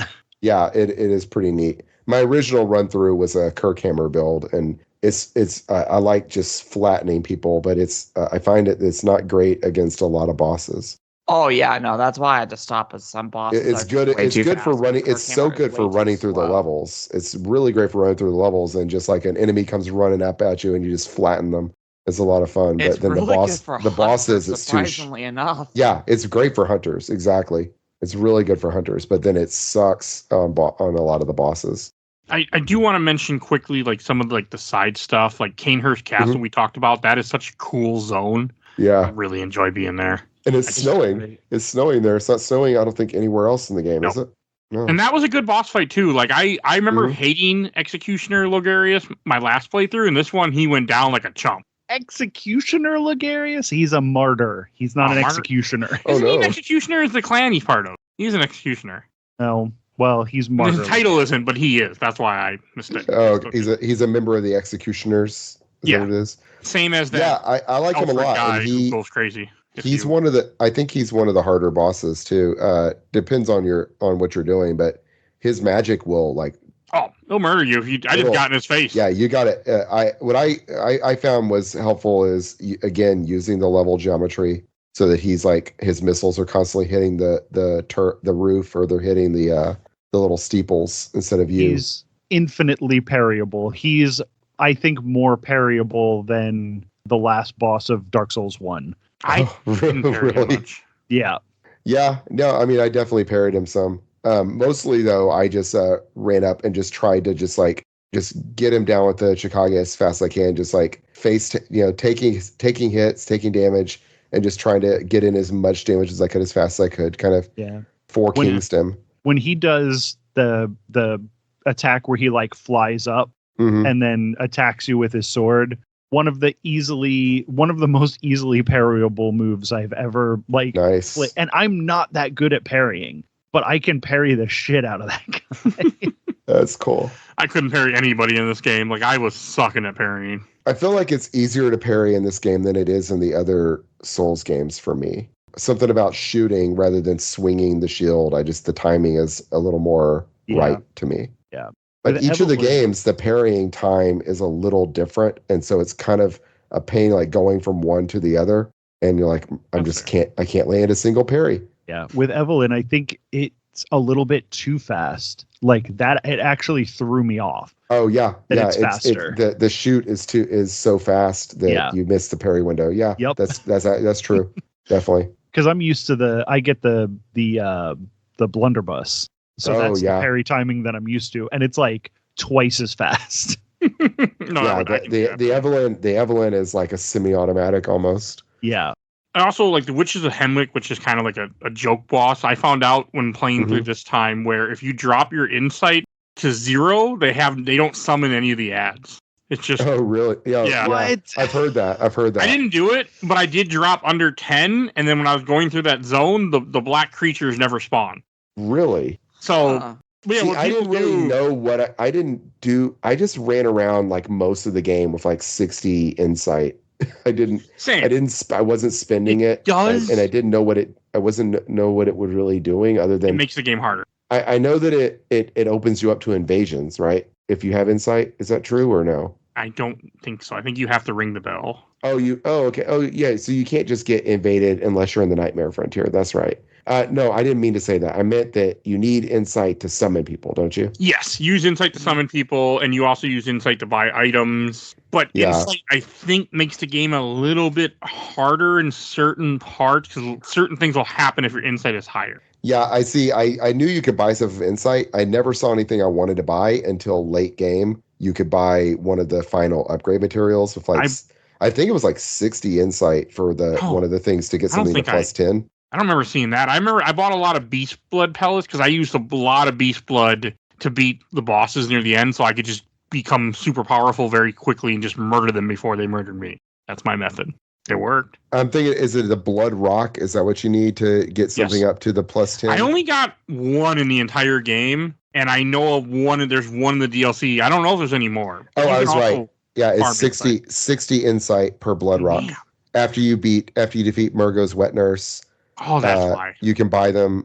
It looks like an unlimited amount, but it's 60 insight per. Yeah, so I spent 60 insight for that to get because I already had one blood rock that I got the Chikage to plus 10, and I used the one I bought from them to get my Evelyn to plus 10, I think. Because you don't get many in the game other than that. But you can. I also I was worried about insight, but when I found out about the Chalice dungeons, you can then farm it. Yeah. So you said not many. There's one blood rock in Nightmare of Mensis. That's the only one in the base game. Oh, damn. There's that one in the base game. There's one in the DLC and being guarded by I think they're being guarded by the shark guys. I don't know. There's one in the fishing hamp. No. It's the Winter It's in a Lanterns. really weird area right before Orphan. I didn't find it, and then starting with patch 1.09, you can buy them apparently infinitely from the Insight shop, but for 60 Insight, which that's a lot of Insight. Yeah, but you can farm Insight by being summoned, right? I don't think you get it from that. Do you not get Insight for defeating, helping someone defeat a boss? I think you do. I don't remember though. I don't think I looked at it. I believe that's the case because that is, and that is also there's again things they borrow like in Elden Ring. In Elden Ring you get these things called rune arcs for every time you help someone defeat a boss or defeat a invader or kill someone as an invader. Get it. I got a ton of Insight by doing challenge dungeons because you fight so many bosses down there, so you can just repeat that and get Insight by beating bosses. Oh yeah, that makes sense. I want to any other regular bosses we haven't talked. I mean, there's Ludwig in the DLC, which I want to just talk about him quick. He took me a bit because he's freaking frenzy as hell when in his first form, and then his second form I wasn't paying enough attention and I was dead within a second. And then I killed his ass when I came back prepared. But I do like Ludwig. He's a cool boss. Yeah, I like Ludwig. Strong. Ludwig is the one that drops the Moonlight Blade, right? Yes. Yeah. I like his fight. When you talk to him. Right. Oh, right. Or kill his head. Yeah, that rules. That's so fun that you can miss that. Like if you don't see his head there, if you're just rushing through, you can miss like that conversation. I know that one of those like skeleton dudes that like is like stuck to the ground. If you can keep Ludwig away from him, you can talk to him after the boss fight, and there's like dialogue and stuff there, and that's really cool. But I could never keep him away from him. No, because Ludwig just runs around the entire room just screaming and killing everything. Yeah. Then you have what the hell are those big blue guys? Living Failures? Those are, is that the 4 of them in the DLC? Yes. They suck. Right before Maria. They're pointless. They may be the enemy they may be the boss that's killed me the most in the whole game. No, that's fair. I don't know what it is about them. Because I don't know what does damage to them. Putting a sword to their face works. I've never, I can usually figure out, what's doing more damage. I'm always doing so little damage to those stupid things. I feel like an idiot fighting those. Then there's the big horde of blue guys you fight at one point, and then one becomes a big one. I forget what those are called.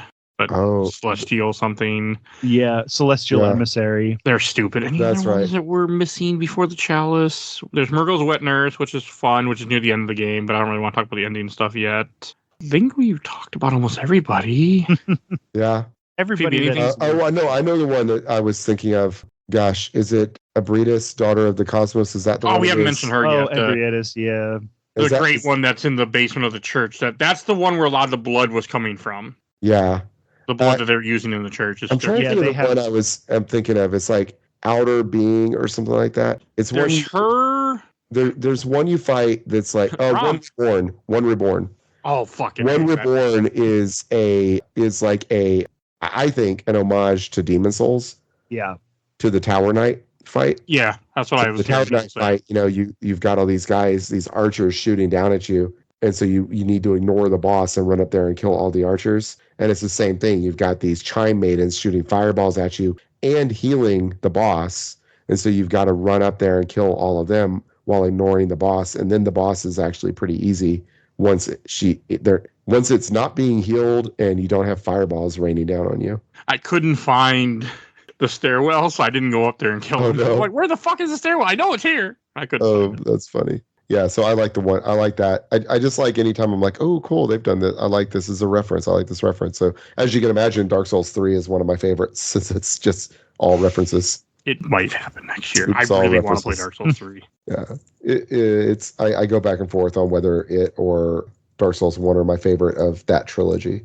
3 is definitely my favorite of the Dark Souls games. I think 3. I think other than Elden Ring, 3 is my favorite Souls game. Yeah.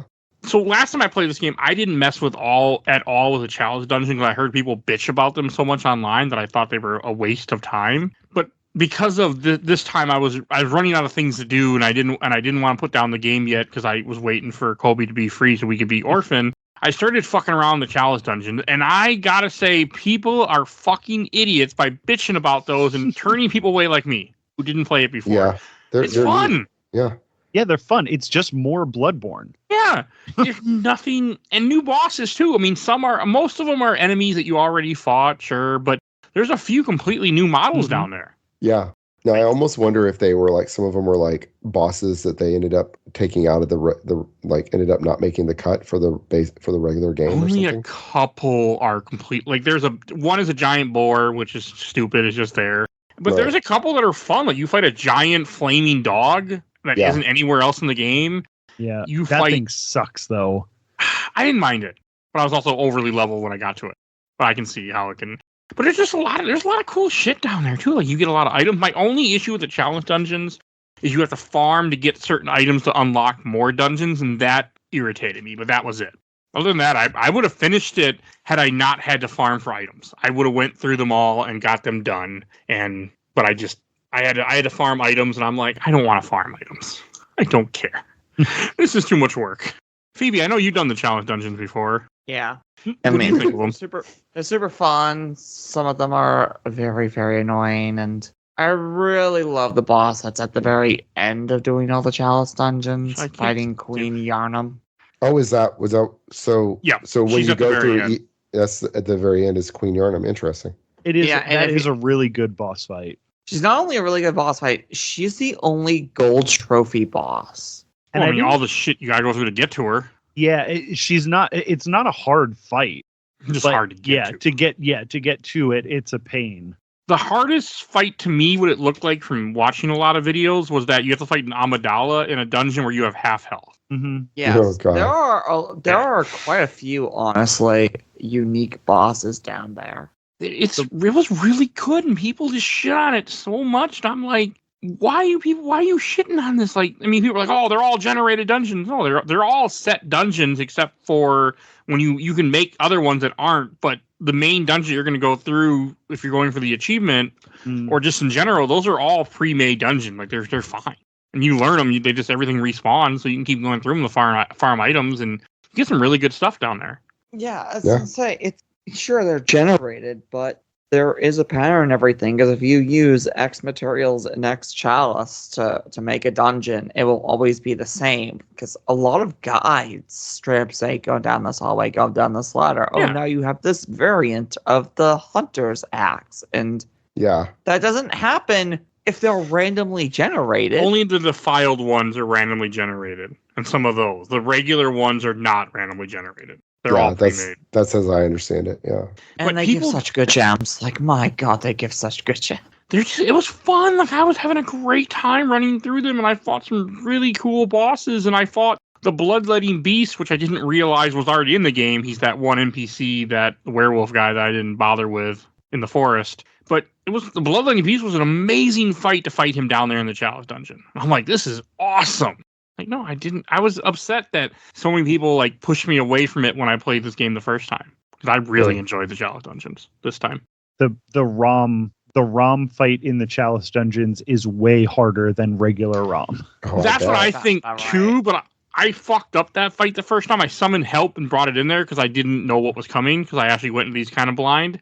And then I was like, "Fuck you, help! I'm gonna fight this by myself." And then I did a bunch of buffs and just murdered him quickly before he had a chance to. Fight in the dungeon is actually in an enclosed space, right? It's not open like with pillars. Yeah. So you're gonna get swarmed. You can. One of the videos I was watching said they thought it was easier because you can hide against like the meteor spell. Yeah. But in my opinion, it's badder because there are so many spiders that you are going to get overwhelmed if you don't half run. Of Rom's attacks aren't that bad. Like, when spiders. He's actually raining down the meteors, if you just run diagonally left towards him, you easily avoid them. You're fine. I liked it. I mean, I was happy to experience it this time and run through it and see what the game had to offer. And I feel like in this playthrough, I only got, unfortunately, one new trophy, which is Orphan of Coast. Like, this was a hell of an experience. Yeah, I definitely, I haven't gone into it as much as you guys, but I would tell people to check them out. Like, they're pretty neat. They're worth it. Just yeah. I mean, just even if you just mess around with some of the early ones, you don't have to farm items. It's just No, that's all I did was just some of the early ones. as you get farther. It is annoying if you're just like randomly trying to figure it out. But once you figure that, like, once you get the guide to get what you need to get through the dungeons, it's pretty easy. But yeah, I was annoyed with them at first too, when I was just like putting stuff down. Yeah. And I didn't know exactly how they worked. So they were just making stuff and I wasn't progressing anywhere. So if you need to progress, there is guides to progress. And that's what I was using, except my issue was I would finish the dungeon, not have enough stuff, try to pop the new dungeon, go, damn it, and then have to like start 2 dungeons back to try to get back up. Yeah. That's when I was kind of like, yeah, I'm just done. Like, I've had enough. Like, it's time to move on from this game. And then the only other boss we haven't talked about, so this game has 3 different endings. I think we talked a little bit about it earlier. Yeah. That was on the recording. Yeah. But you fight Father Garriman, who is the NPC that you see in the dream the entire game, that finally at the very end gets out of his chair and then will either kill you, where you wake up, or you can fight him. And then you become him. Garriman, the guy who I kill every time I go into the hunter's dream, because man, if you get some lore about that guy, he's a fucking pervert. Well, yeah, isn't he make the doll based off of Maria? Maria, yeah. Yes. Oh, interesting. He made the doll off of Maria, who was his student, so that he could fuck it. Basically, so he could fuck it. Yeah, it's not good. Yeah, he's a good fight too. It was a good boss fight. And that burial blade, man, I slept on the burial blade for a long time. I started using it this run. It's amazing. That is an amazing weapon. Is that what he drops? Together. It's his like scythe. Right. Oh yeah, and you get it for beating him, right? Yeah. Yeah, so you really can't use it except in New Game Plus. Yeah, you have to be a New Game Plus. Cool. I guess I'll try +3 with the burial blade then. It's awesome. Yeah. I think the game's got to be getting so hard at that point. Honestly, like I said, every boss was only taking 1 or 2 tries on plus, and I was talking to you, Mike, the entire time. Albertin, not Colby. That I was speed running through the game, you know. Yeah, you did. Probably took me all of 10 minutes if it wasn't for the Miklos fight. But then, if you've eaten enough umbilical cords. 3. There are 4 in the game. There's 4. You can only eat 3 of them. You only need 3. Right? Yeah, if you've eaten 3 of them, then you can have access to the 3rd ending, where after you fight Garriman, you fight the moon presence. That is the old one that is making the dream, and that's why you can't wake up, because of the moon presence. I see. But there must always be a moon presence. Yeah, so then you become it, but then you're in okay, so you become the moon presence. Yep, that's why you become a slug. Yeah, okay. And the moon presence is like, it's a pretty easy fight, except he has this ability, Gaze of the Moon, that will, if you're hit by it, you'll go down to 1 HP instantly. No matter what health you're at, you go to 1 HP. And that fight took me 3 tries because I got hit by that thing the first 2 tries. I was like beating his ass. I had him down to like 10%, and I was at full health. And then he did that thing to me, and I'm at 1%. I'm at 1 HP. I'm like, what? And then he hit me. That's it. That's all it took. It was just like a little nothing. In fact, actually, I think he has this like these AoE. The blood. Well, I don't know if the blood does damage to you or not, but he has this like AoE like blood rain stuff that comes down that makes you unable to heal. Also. Yep. Yeah. So it can really mess you up. You also cannot. I'm also pretty certain you can't rally from the. No, I guess you can. Remember, maybe. Yeah, no, I'm reading it right now. Yes, you can rally from the Gaze of the Moon. I just didn't. But anyway, I kind of when it happened the first time, I was like, "Is that an AoE?" He just does a blast that kills me. And then the second time I realized it was just in front of him. And so then the third time I fought him, I just made sure to stay on his back the whole time, and he was never able to hit me with it. I can imagine that if you were using a weapon that was draining your life and you got down. Oh, yes. Hit, that's you probably exactly didn't it. Have enough time. Yes, no, that's exactly what it was. I had the Chikage out, and so he hit me, and it just felt like I died instantly because I was draining, because the Chikage does like 1 HP every like second, I think. Or no, it's more than that, but when you already have no HP, you can't exactly fight. Right. 1 HP, and then the Chikage killed me. Yeah, that's what it was.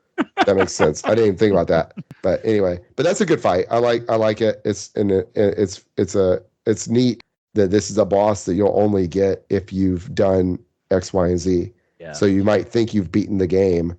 The first time, if you don't play with a guide, you beat Garmin, and then you think, all right, game's over. I beat the game. Yeah, you won't even realize that you were supposed to eat umbilical cords. Yeah, because it doesn't tell you to eat them. Does anyone tell you to eat them? No, but they drop. It's just where they come from. You have to kind of put two and two together. Like, you get one from Mikolash, you get one from Oseka, you get one in the old Hunter's Dream, the actual workshop. Like, you just got to put two and two together. And then the fourth one is from when you kill that lady. Yeah, with after she has a baby. Oh, right, okay.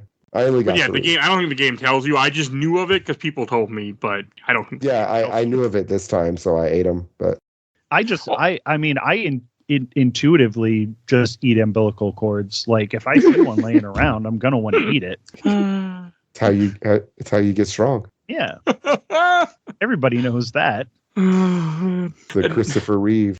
One other thing I want to talk about is the sound in this game is so fucking good. Oh yeah, great sound design, great music. Yeah, creepy as hell. Like, people might say, "Oh, this is a horror game, all right." Like, I don't care what. This is a horror game. Oh yeah, 100%. I was creepy as fuck with the sound on.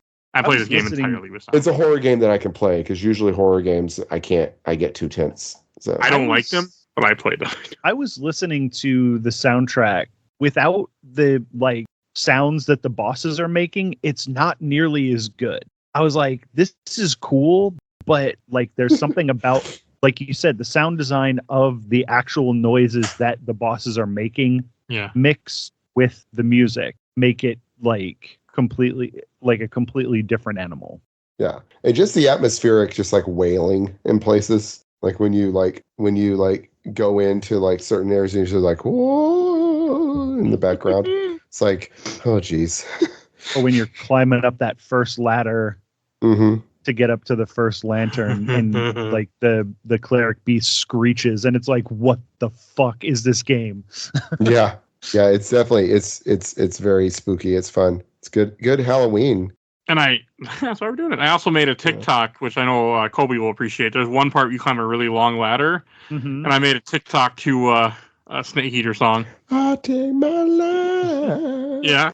The one going up to Yosefka's clinic? Yep. Yeah, that's a long ladder. And I was I did it. I'm wait a second. And then I died or something happened. No, I had to reclimb it again later on because I forgot to get the cane hearse. And I'm fuck it. I'm making a TikTok. And I recorded as I was climbing up it and then added there. You can see that in the game my mom found TikTok. It freaking made me laugh. My absolute favorite part of Metal Gear Solid 3, by the way. Going up that ladder and you hear the theme song and it's getting louder as you climb. Not for honor, but for you. God, I love that game. Yeah. Oh, God, it's my favorite Metal Gear game. It's the best one. Yeah, definitely. All right. Anything else before we go on to questions, comments, memories? I do have a bunch. All right. Let's see here. I mean, yeah, I don't want to make this episode even longer by gushing about this game. It's just so perfect. It's for me specifically. It's a perfect game. That's fair. I mean, I was impressed how much I love this game. But incredible. All right. First from the I watched the entire Blood Super replay group from Roger Weimer. A lot of people like it the most, but nothing tops the first time Dark Souls 1 sunk in for me. That being said, if a Bloodborne remake was only playable on PS5 Pro, I'd be in line right now. Oh, God. $700 to play Bloodborne.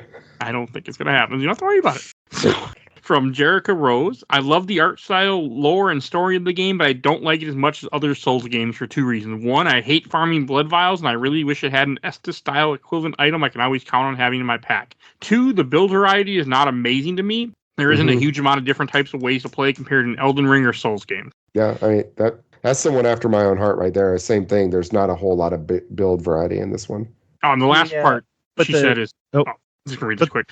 Still, I really do love it for the theme and whatnot. Is one of the most woke feminist games ever made, and gamers don't even realize it when they praise it, which I think is hilarious.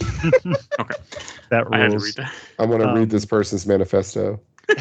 that. Yeah, I think one of the streamers that I watch had a good tip for blood vials, and it was after you're done leveling up, use all of your Mhm. extras to buy blood vials. And I never was at a shortage for blood vials. So I don't think farming for blood vials is really a thing. I did it before. Even doing that, it was up until Bloodstar Beast. It really was like specifically with Bloodstar Beast. I fought him and died, and then I had to go farm blood vials. Fought him and died. Had to go farm more blood vials. Fought him and died.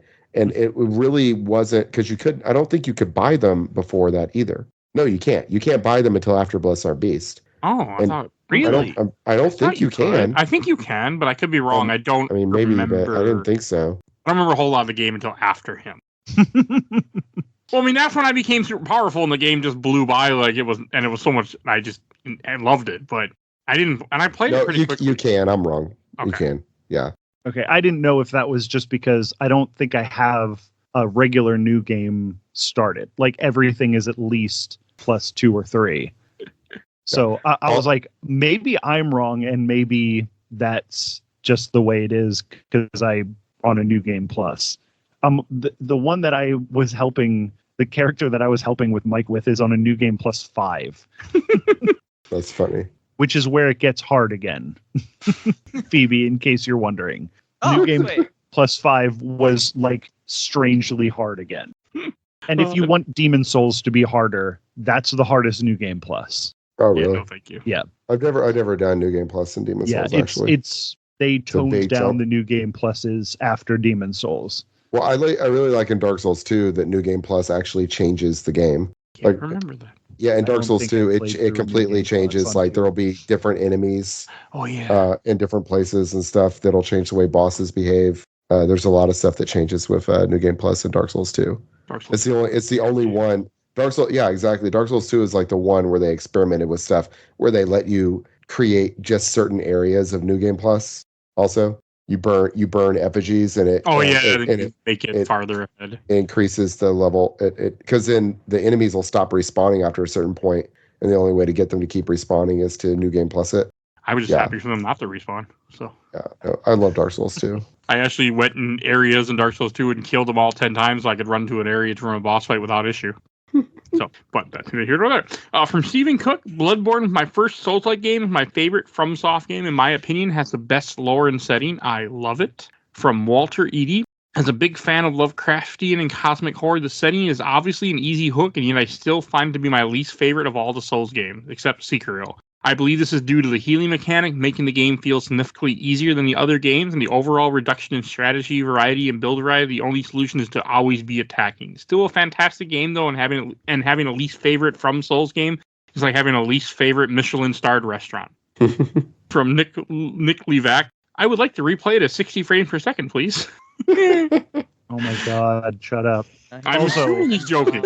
I know him. I hope he's joking. Pretty sure But he's joking. I watched a video, I can't remember who made it, but they did do a thing on why Bloodborne has to be at 30 frames a second. It has something to do with the attack animations and everything. And they're like, they can't just flip on 60 frames per second on Bloodborne because then it wouldn't work. So Does like it they would really have to matter? remake the game. Why do people care so much? Like, I can't even tell. I play old games. I don't know. I'm like, I this game don't looks beautiful. Like, Yeah. Thing is, it actively, if switching from 30 to 60 would actively change iframes and attack frames. No, just stop, people. I will say the Bloodborne PC build, they've got it up to like above 60 FPS, and they're saying it's still working great. Oh, So okay. I don't know. It's I looking really mean- good too. It's looking really good too. Like I said, I don't know who made that video or if it was like true, but I was like, it was pretty interesting when I was watching it. Yeah. I don't know if they've made changes with the PC version or not. I know that there's in one of my discords, they post like weekly updates on how the Bloodborne PC is going, and it's like I know that it's been saying 60 FPS stable and upscaled 4K and a couple other things. So if it was a Nintendo game, it would have been cease and desist already. Yeah. Right. Yeah, it's surprising that they haven't had any problems with it yet. There must be a. Well, you say that, but somebody has had problems with doing Bloodborne material. What? Oh, Nightmare Cart used to be Bloodborne Cart. Yeah, that's because Bloodborne Cart is a stupid idea. It's a great game. Shut up. I'm sure it is, but it's still a kart racer. It has no bearing on Bloodborne. It was just a meme joke for so many years that somebody finally made it. And it was a really stupid joke. And that was by like such a talented person. That PS1 remake of Bloodborne is incredible. Yeah. It's the same person. Crazy. I know, that's what I'm saying. I'm not against that person. It's just the meme thing of Bloodborne kart is so dumb. And I also hate kart racers. So like, get a kart racer out of my Bloodborne. My mom found. I'm also not surprised they were able to use the name. That's different. I mean, the PC thing is porting a game to a PC, which to me feels. I mean, that should be a big deal because you could lose money. But there must be some issue like, yeah, we can't use a PC anyway, so we don't give a shit. So I got a lot more. But from Brad Hooring, it's an S-rank game in terms of atmosphere and art direction. Unfortunately, I'm in the tiny minority of people who listed at the bottom of the list in terms of which FromSoft game they like the most in terms of gameplay. And from Casey Hecox, friend of the show, Bloodborne is an all-timer. It's my most played PS4 game behind Binding of Isaac, and it was also my first platinum trophy. The gameplay, the more devoted horror atmosphere, the way it starts to go into a more cosmic horror angle in the back half, all of it is fantastic, and the DLC is pretty great too. Right? And then from the official Laser Time community, from Nabil Mohammed, I played all the other modern FromSoft games, but I never owned a PS4, so I had to skip this one. As soon as I'm able to, I'm getting to it. You should. I think that's a lot. That's so many people. Yeah, which that's why it needs to be. That was me for years. Yeah. I was going to say, we were talking about Bloodborne Cart. Have y'all seen Yarntown? What's Yarntown? It is it's like a Link to the Past homage to Bloodborne. What? Yeah, it's free on itch.io if you look it up, Yarntown, and it's just like it's just if I understand correctly from what I've seen of it, it's just the Yarnum, like the first. Isn't that what it's called, Yarnum? The first area you're in. Yeah. Fight Gascon. Central Yarnum. Yeah, Central Yarnum. It's just Central Yarnum. This looks incredible. I think it just has Cleric Beast and Father Gascon are like the only two bosses. I'm not sure, but yeah, it's free on itch.io. Yeah, I'm looking at the Cleric Beast right now, and that is hilarious. Yeah, the Cleric Beast looks great in it. Yeah, so that's cool. I do fucking love Bloodborne. All right, and a couple more comments from this group. From John Moran, my favorite From game, such a streamlined and focused experience compared to their other games. From Derek Castellone, crazy. This was literally me 2 weeks ago, playing for 3 to 4 hours at a time, then watching Bloodborne Lord videos at work, looking up builds. It's wild. For fast, I fell back into the obsession of this game. From Dan Loria, in my top 5 of all-time games. For a while, I was revisiting it yearly. Still go back to it often. I felt like a god the first time I finished the DLC.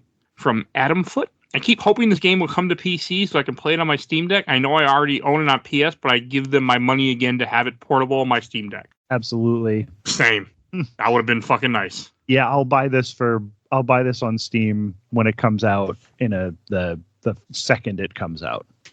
I don't know. I wonder why it hasn't. I wonder what the issue is. Sony owned.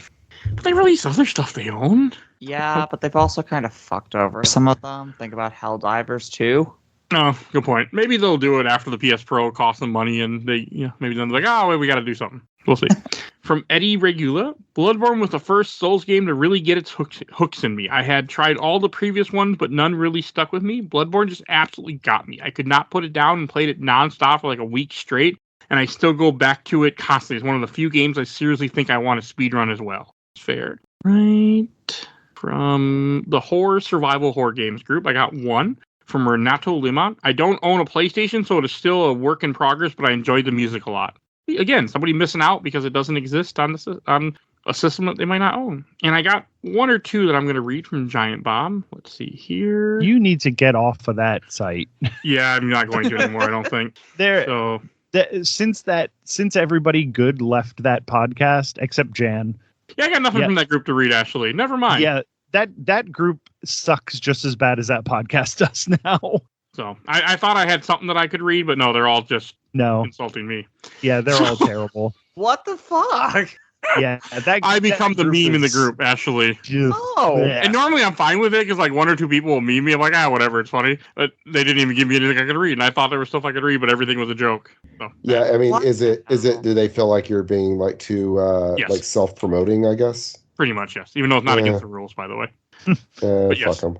I only do it once a week, and I also skip weeks, so I haven't done it for like 3 weeks because I try not to I don't ever want to upset people or overwhelm people, but oh well. From the Bloodborne group, which I didn't know existed, also said this was against the rules, but they didn't argue with my post because I asked questions. I don't just promote. From the first one I got from Ian Oliver, Dark Souls 3 is still my favorite.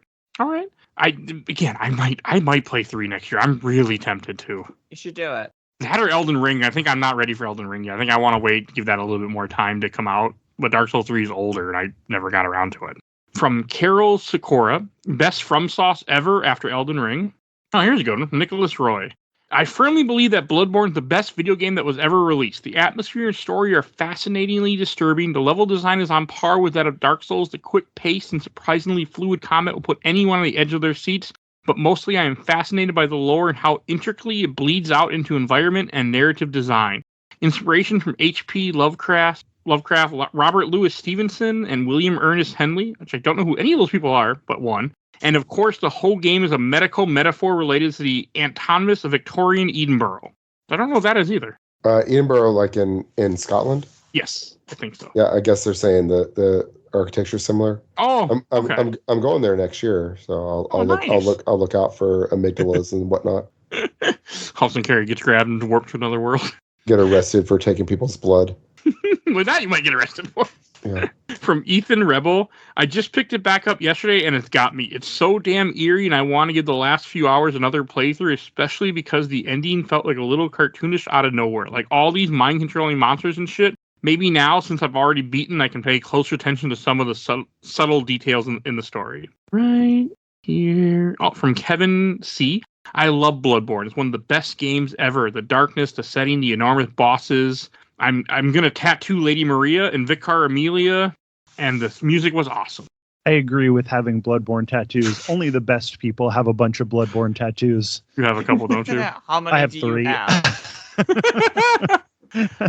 I was tempted. I thought about it for actually getting a tattoo recently. I took my wife to get a tattoo yesterday. It was like a flash tattoo sale, and I was tempted to get a link because he was in there. But I'm scared, so didn't do it. I don't have any tattoos, but I want to get one someday. I want to get more. I want to get more tattoos, but they're just so expensive, and I'm like, I could buy video games with that. Yeah, though. that's that too. I bought a tattoo gun, and I started putting tattoos on myself. Oh wow, That sounds about right. I'm not an artist, so I can't draw worth shit. Not a drawing artist. Okay, fair. My art is talking and putting together coherable podcasts. Coherable? that's oh my God. That's ironic. Never mind. I take the artist. It's getting late, folks. I know it's not a word. I know. I'm also I am tired, but I was also trying to be I'm I do into like a pumpkin here. I did enjoy that. Very good, Michael. Yeah, that was good. All right, I'm going to read like 2 more comments. I think I'm going to be done. Let's see. From Sorry, Javier everyone. Ryan, top 3 of all time for me. Oh, here's one from Midi. What's that smell? The sweet blood. Oh, it sings to me. It's enough to make a man sick. I think I'm done. I thank you for the comment, but I'm too tired. Oh, one thing we didn't mention, I just wanted to point out. I love that they made Patches a spider in this one. Yeah. Because I love Patches. Goddamn pit again. I killed him immediately. Oh, as soon as I see it, like now I know where he is, so like I don't even bother killing that giant before I drop down and kill him. Oh, this is a personality test. I would never kill Patches. I always Patches is like my favorite character in the games. I'm always like, oh, he's my old buddy Patches. Elden Ring, the very first time I saw him, I'm like, you're going down. Yeah, there's 3 people I kill. It's Patches, it's I can't remember that dickhead's name who tries to kill the queen in Canehurst. Right. And the Fuck, Alfred? Alfred. Yeah, that's it. I was saying Andrew earlier. Was he the Alfred. Yeah. paladin guy? That's like Yeah. Yeah, Yeah. yeah. I he killed kills him himself instantly after this that. He time. looks like Prince Charming from Shrek 2. Yeah. Yes. Oh my god. you can bring back the queen that he killed. Yeah. By the way, so Yeah, Yeah. I've done that, but I don't even let him have the chance. And Just then the murder other him? one is the sad guy in Dark Souls 1. Oh, yeah. That guy sucks. you mean the one that kills your firekeeper if you don't push him off the hill? No. No. The sad one that's there as soon as you get there. Yeah. There's like a sad guy. He's there. He's in a version of him is in each of the Dark Souls games. In Oh. Demon Souls too. Oh, when There's- you get to fire it's a- shrine. Yeah, Yeah. when you get to I the know you're fire. talking about. Yeah, Yeah, I don't. He's in all 4 of the games, and he's just there to be like a player who gave up on the game. Basically, he's you Cool. if you give up, and he just mopes. And then he talked shit on Frampt, so fuck you. I just remember the NPC in Dark Souls 1 that kills your firekeeper if you don't Lautrec. Yeah. deal with him. Yeah, You gotta Lautrec. kick him off. I remember right because I remember if he does kill, you have to go through a lot of trouble to get the firekeeper back. Oh, but it's worth it. It's you get some cool stuff out of it. It's I pretty just pretty kick him cool. off. Yeah, I like to do her Which- quest, but no, I love Patches, and I thought it was funny they made him a spider in this one. And then he doesn't do anything useful, does he? No, he don't becomes a think so. store. In Oh, does the he? lecture hall. But does he sell anything good? I think he becomes a store in. I not in the lecture hall, but I thought he becomes a store in the Chalice dungeon. What the That- Can internet he told me. appear in the Chalice dungeons? 'Cause Yeah, saw I there. think so. He's really rare, but he isn't somewhere that he will appear in the Chalice dungeon and sell you stuff for more expensive than what it costs. Yeah, that's the thing. Is he has a store in the lecture hall. He's right next to the door and the staircase that connects the 2 floors. But yeah, his shit is expensive. Yeah, that's how it always is. Yeah, well, I was gonna say in the other games, he's like a really useful merchant. Is the thing. He doesn't kill you. Well, it doesn't matter if he kills you because you're immortal. So I mean, you just come back and Oh, he's good like, point. "Hey, sorry about that," and he gives you something. He apologizes. But yeah, I was gonna say in the other games, he's super useful. Like I would never kill him because he's always got the good stuff. Like in Elden Ring, he can sell you Margit Shackle. Well, there is one For game instance. where he's not a merchant. He's just an enemy, but it's not a Souls game. Armored Core. Yep. Yeah, I need to play those someday. You should. Armored Core 6 is absolutely fantastic. yeah. Armored Core Yeah, 6 Armored is Core badass. 6 rocks my shit. Yeah, it's so good. Like if it wasn't for Armored Core 6, this would be my favorite FromSoft game. This is definitely my favorite Souls game. Oh, But Ooh. Armored Core 6 that's high praise. hands down. My favorite thing of Armored Core 6 is just building fucking like Gundams. And Yeah. just looking at them and taking pictures of them, building Gundams and like Evas and shit. Heavy Arms breaks Armored Core 6 so much. Yeah, I really like Armored Core 6. I never finished it. I need to go back and finish it. You have Well, to anyway. get Long into time this before I too put to that get on the the true ending, by the way. All right. Well, anyway, I'm sorry. I didn't mean to get us off. I just wanted Oh, to you're fine. mention Patches the Spider real fast. All right, and I'm going to give away a code. So I'm going to give away a Steam code. This one seems fitting, actually. The game is Solstice. Don't know what this is, but the Steam code is 0VWQ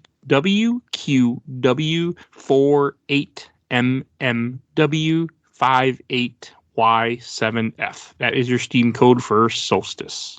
Whatever A that is. dystopian visual novel. Oh, okay.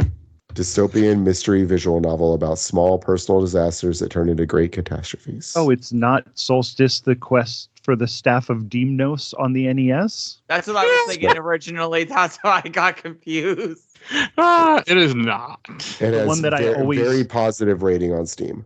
The one that I always used to get mixed up with the Immortal on NES, and then whichever one I wanted to play, I would play the other one and then be disappointed.